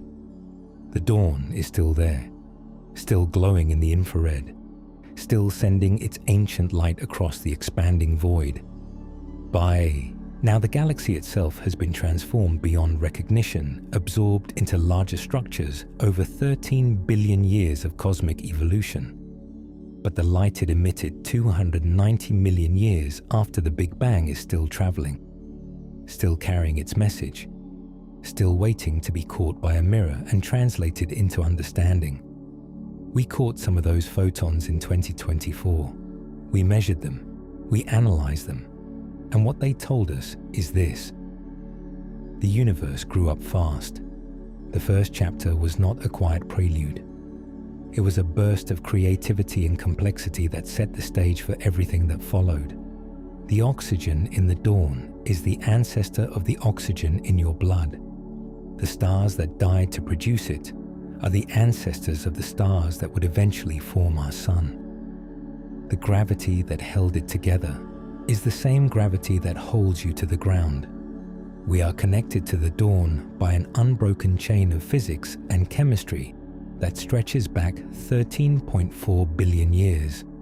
And by looking at this ancient galaxy, we are looking at ourselves, at the process that made us, at the cosmic machinery that turns hydrogen into humans. The dawn came fast, it came bright, and it came with more questions than answers. That is exactly how it should be. The golden mirror is still watching, the universe is still speaking, and the most distant confirmed galaxy in the cosmos is still teaching us that the greatest discoveries come not from confirming what we already know, but from confronting what we do not. The dawn, a tiny smudge of light, a ghost from the beginning of time, and a challenge that will keep scientists busy for generations. The story of the universe just got a new first chapter, and it is far more interesting than the one we wrote before.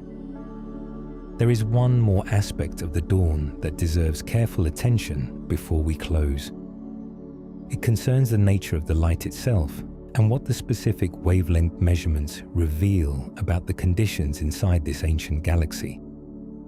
When astronomers analyzed the mid-infrared detection of the dawn using Webb's MIRI instrument, they found that the brightness at 7.7 micrometers was higher than what you would predict by simply extrapolating from the shorter wavelength measurements.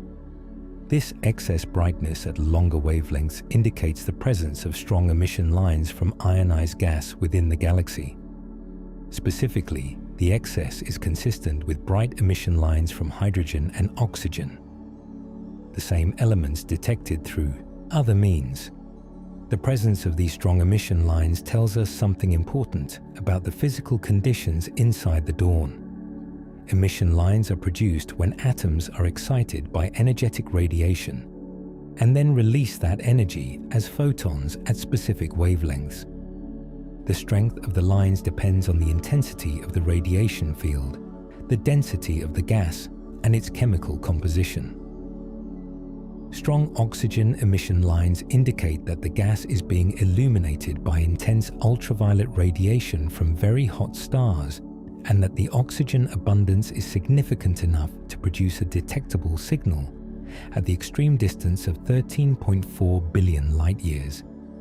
The ionization state of the gas provides additional clues. The oxygen detected by ALMA was doubly ionized oxygen, meaning each oxygen atom had lost 2 of its electrons. Producing doubly ionized oxygen requires photons with energies above a certain threshold, which in turn requires very hot stars with surface temperatures exceeding about 35,000 degrees. This confirms that the stellar population in the dawn included massive luminous stars that were producing copious amounts of hard ultraviolet radiation. These are exactly the types of stars that would have been needed to drive reionization in the surrounding intergalactic medium. The spatial distribution of the oxygen emission is also informative.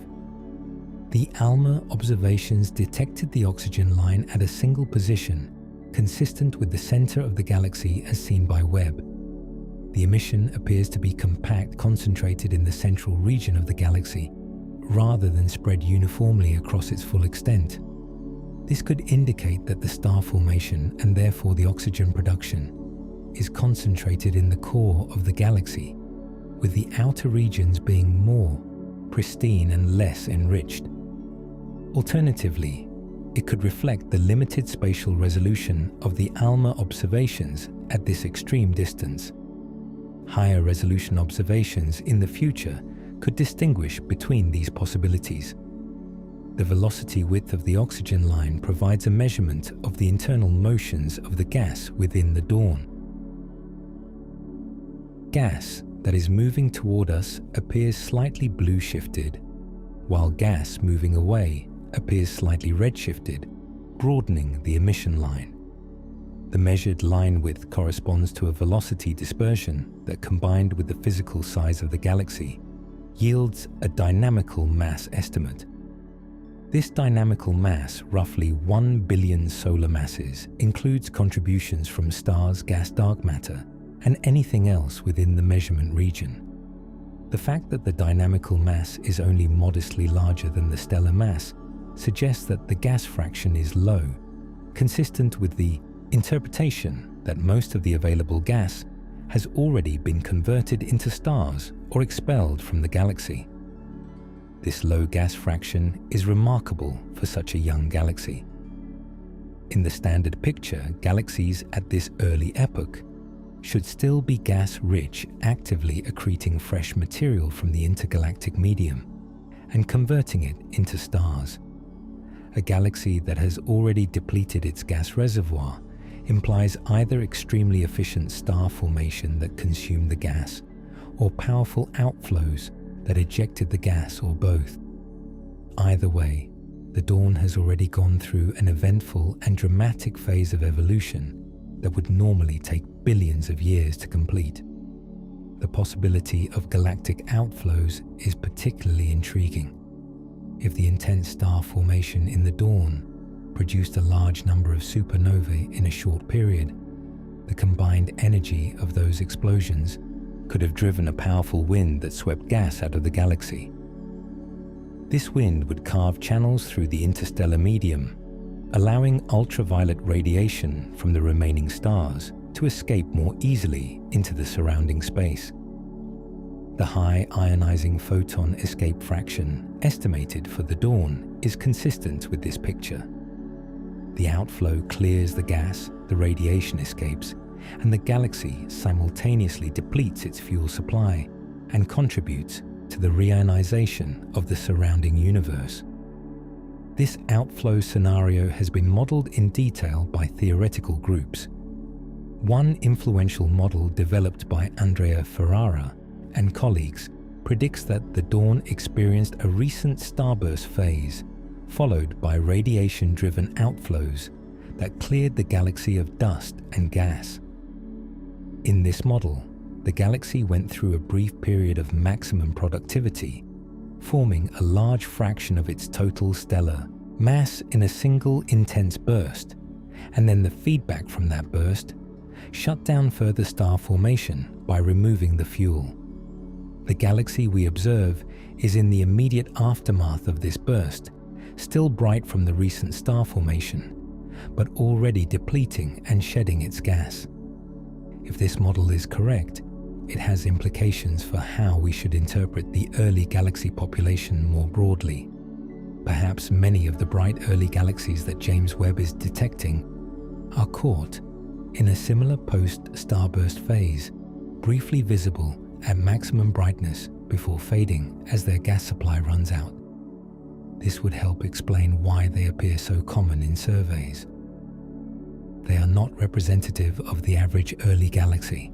They are the ones caught at the peak of a brief bright episode, visible precisely because they are in this transient phase.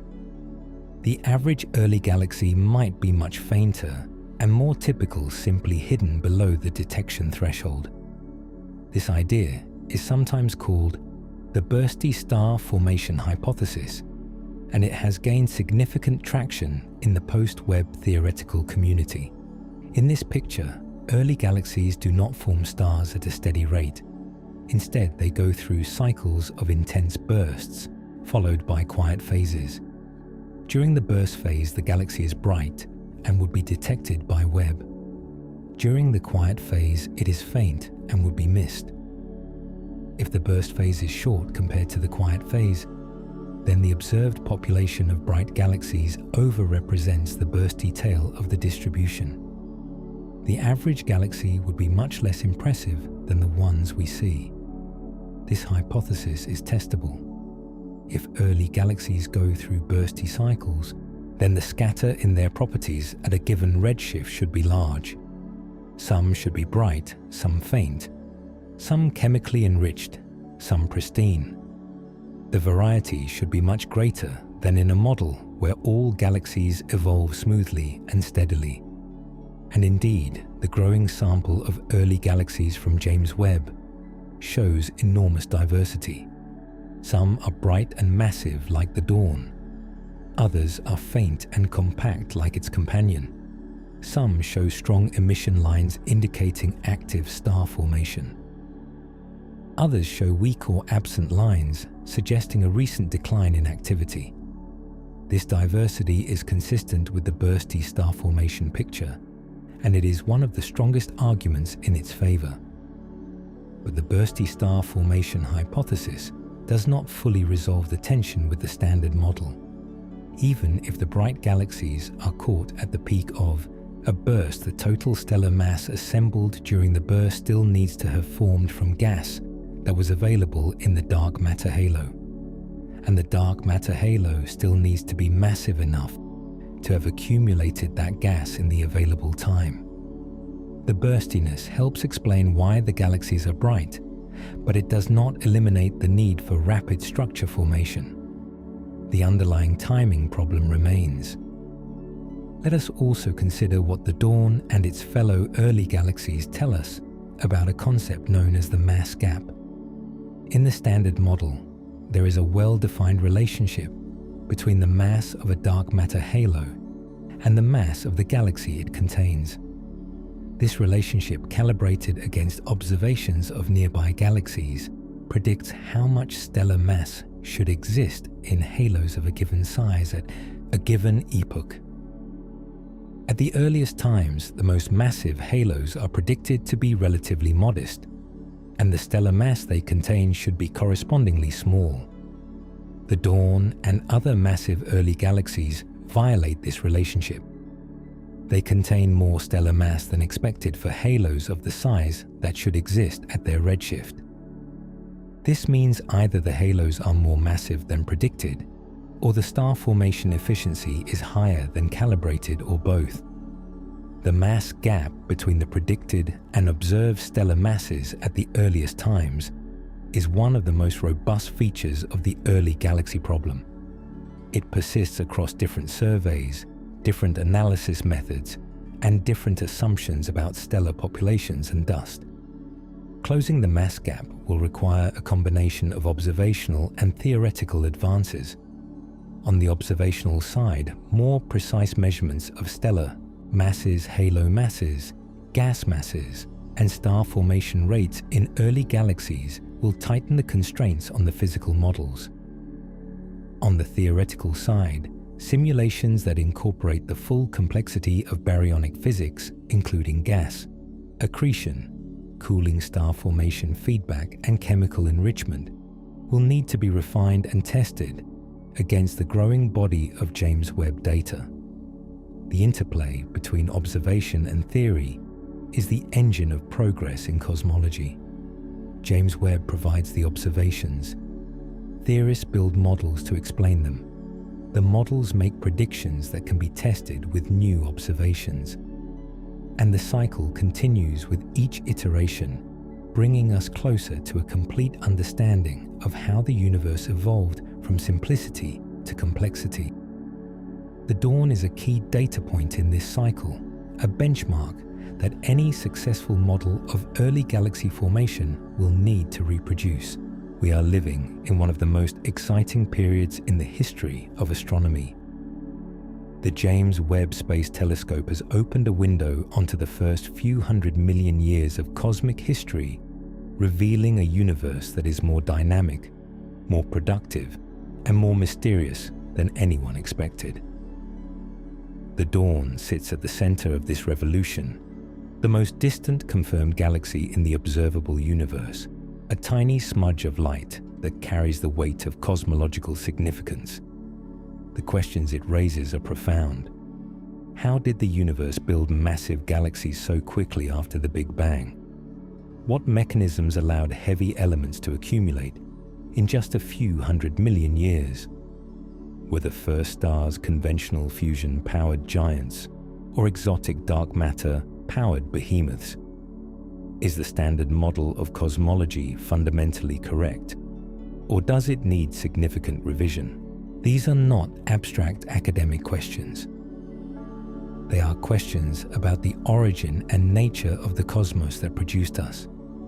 They are questions about the chain of events that led from the Big Bang to the formation of the Sun, the Earth, and everything on it, including you. The dawn is not just a galaxy.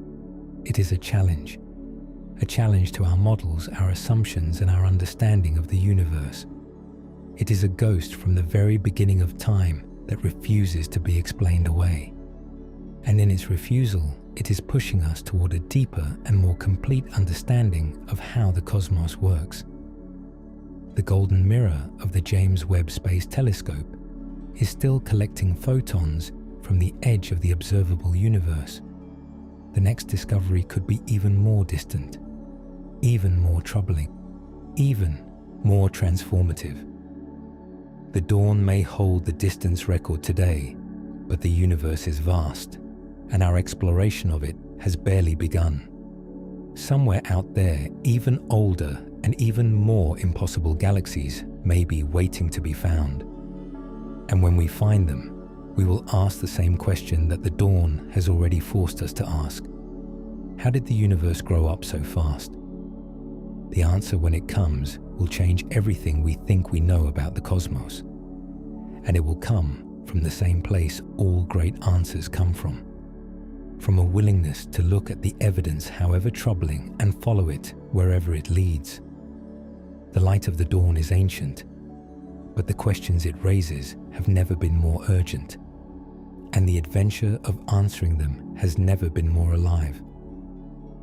Before we truly close, there is one more thread worth pulling. It concerns the engineering marvel that made this discovery possible, and the human story behind the machine that caught the dawn. The James Webb Space Telescope was not an easy thing to build. The project began in the late 1990s as the successor to the Hubble Space Telescope. At the time, the estimated cost was roughly $1 billion, and the launch was planned for 2007. But as the design evolved and the scientific ambitions expanded, the project grew more complex and more expensive. The primary mirror had to be segmented into 18 pieces so it could fold to fit inside the rocket fairing and then unfold in space with nanometer precision. The sunshield, a 5-layer structure the size of a tennis court, had to deploy flawlessly in the vacuum of space to keep the telescope cold enough for its infrared instruments to function. There were 344 single-point failure mechanisms in the deployment sequence, any one of which could have ended the mission. The cost eventually reached roughly $10 billion. The launch was delayed again and again as engineers struggled with the unprecedented technical challenges. The project came close to cancellation more than once, saved each time by the scientific community's insistence that the science it would deliver was worth the investment. And on Christmas Day 2021, the Ariane 5 rocket carrying Webb lifted off from the European spaceport in French Guiana and began the journey to its final destination. The deployment sequence that followed was one of the most nerve-wracking episodes in the history of space exploration. Over the course of 2 weeks, the sunshield unfolded layer by layer the secondary mirror deployed on its support struts, and the 18 primary mirror segments swung into position. Each step had to work perfectly. There was no possibility of repair. Unlike Hubble, which orbits close to Earth and was famously repaired by astronauts after its mirror was found to have a flaw, Webb orbits 1.5 million kilometers from Earth, far beyond the reach of any crewed spacecraft. If anything went wrong during deployment, the mission was over. Nothing went wrong. The deployment was flawless. The mirror alignment achieved over the following months using tiny actuators behind each mirror segment produced images of stunning sharpness. When the first images were released to the public in July 2022, the reaction was overwhelming. Hundreds of millions of people around the world saw the deep field image showing thousands of galaxies in a patch of sky no larger than a grain of sand held at arm's length. The beauty of the images captured the public imagination in a way that few scientific projects ever have. But behind the beauty was the science, and the science has been transformative. In less than 3 years of operations, James Webb has rewritten our understanding of the early universe, revealed the atmospheric composition of exoplanets, discovered organic molecules in the disks around young stars, and captured detailed images of objects within our own solar system. The telescope has exceeded expectations in virtually every area of its scientific portfolio. The discovery of the dawn is arguably the most significant individual result from the mission so far. It has been described by some astronomers as the most important extragalactic discovery with James Webb to date. Its implications touch on fundamental questions about the nature of dark matter, the physics of star formation, the timeline of cosmic evolution, and the origin of the chemical elements. It is the kind of discovery that defines a generation of astronomy. And it almost did not happen. The initial identification of the dawn was complicated by its proximity to a foreground galaxy in the sky.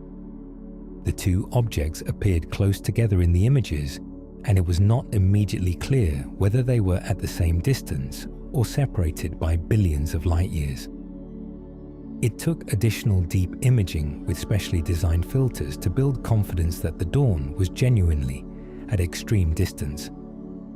And it took a 75-hour spectroscopic campaign, one of the longest individual observations in the history of the JD's program, to confirm the redshift and cement the discovery. The team that made the discovery was international drawing from institutions across the United States, Europe, and beyond. Stefano Carniani of the Scuola Normale Superiore in Italy led the initial spectroscopic analysis. Brant Robertson of the University of California, Santa Cruz co-leads the JD's program and led the statistical analysis of what the discovery implies for the broader galaxy population. Kevin Heinlein and Jake Helton of the University of Arizona contributed critical analyses of the imaging and mid-infrared data. The ALMA observations that detected oxygen were led independently by two teams, one led by Carniani and another by Sander Schoves of Leiden Observatory in the Netherlands. The convergence of their independent results provided strong confidence in the detection. The collaborative nature of this discovery is itself noteworthy. No single institution, no single instrument, and no single team could have made this discovery alone. It required the combined capabilities of James Webb and ALMA. It required the combined expertise of observers, theorists, instrument scientists, and data analysts from dozens of institutions. And it required years of careful planning, from the design of the JD survey strategy, to the selection of spectroscopic targets, to the painstaking analysis of the resulting data. This is how modern astronomy works. The biggest discoveries are not made by lone geniuses working in isolation. They are made by large, diverse international teams, leveraging the capabilities of the most powerful instruments ever constructed. The story of the dawn is as much a story of human collaboration as it is a story of cosmic physics. It took thousands of people, decades of effort, billions of dollars, and the combined intellectual resources of the global scientific community to catch those ancient photons and translate them into understanding. And the work is far from finished. The dawn has been observed. Its distance has been measured. Its chemical composition has been characterized, but the full implications of the discovery are still being digested. Theorists are building new models. Observers are planning follow-up observations, and the broader community is debating what changes to the standard cosmological framework are necessary to accommodate this and other early galaxy discoveries. The next few years will be critical. Webb will continue to observe the early universe with increasing depth and precision. New galaxies at extreme redshifts will be discovered and characterized. The statistics of the early galaxy population will improve, providing tighter constraints on the models. and the theoretical framework will evolve, incorporating new physics where the old physics falls short. The universe has given us a gift in the dawn, a window into the very first moments of cosmic structure formation, a laboratory for testing our most fundamental theories about gravity, dark matter, and the physics of star formation, and a reminder that the cosmos is always more surprising than we expect. We are the universe looking back at itself. When we observe the dawn, we are looking at the beginning of the process that eventually produced the eyes and minds doing the looking. The oxygen in that ancient galaxy and the oxygen in your bloodstream were manufactured by the same nuclear processes, separated by 13 billion years, but connected by an unbroken chain of physics. That connection is what makes the dawn not just a scientific discovery, but a human one. It is a discovery about where we come from, about the cosmic machinery that turns simple elements into complex worlds, about the chain of events that had to happen in that specific order, at that specific pace for you to exist. The dawn of the universe came fast, and it left behind a message written in oxygen and starlight. We are only now learning to read it. And every photon we catch from that distant epoch brings us one step closer to understanding not just where the universe came from, but where we came from with it. The James Webb Space Telescope is our translator, the dawn is our text, and the reading has only just begun.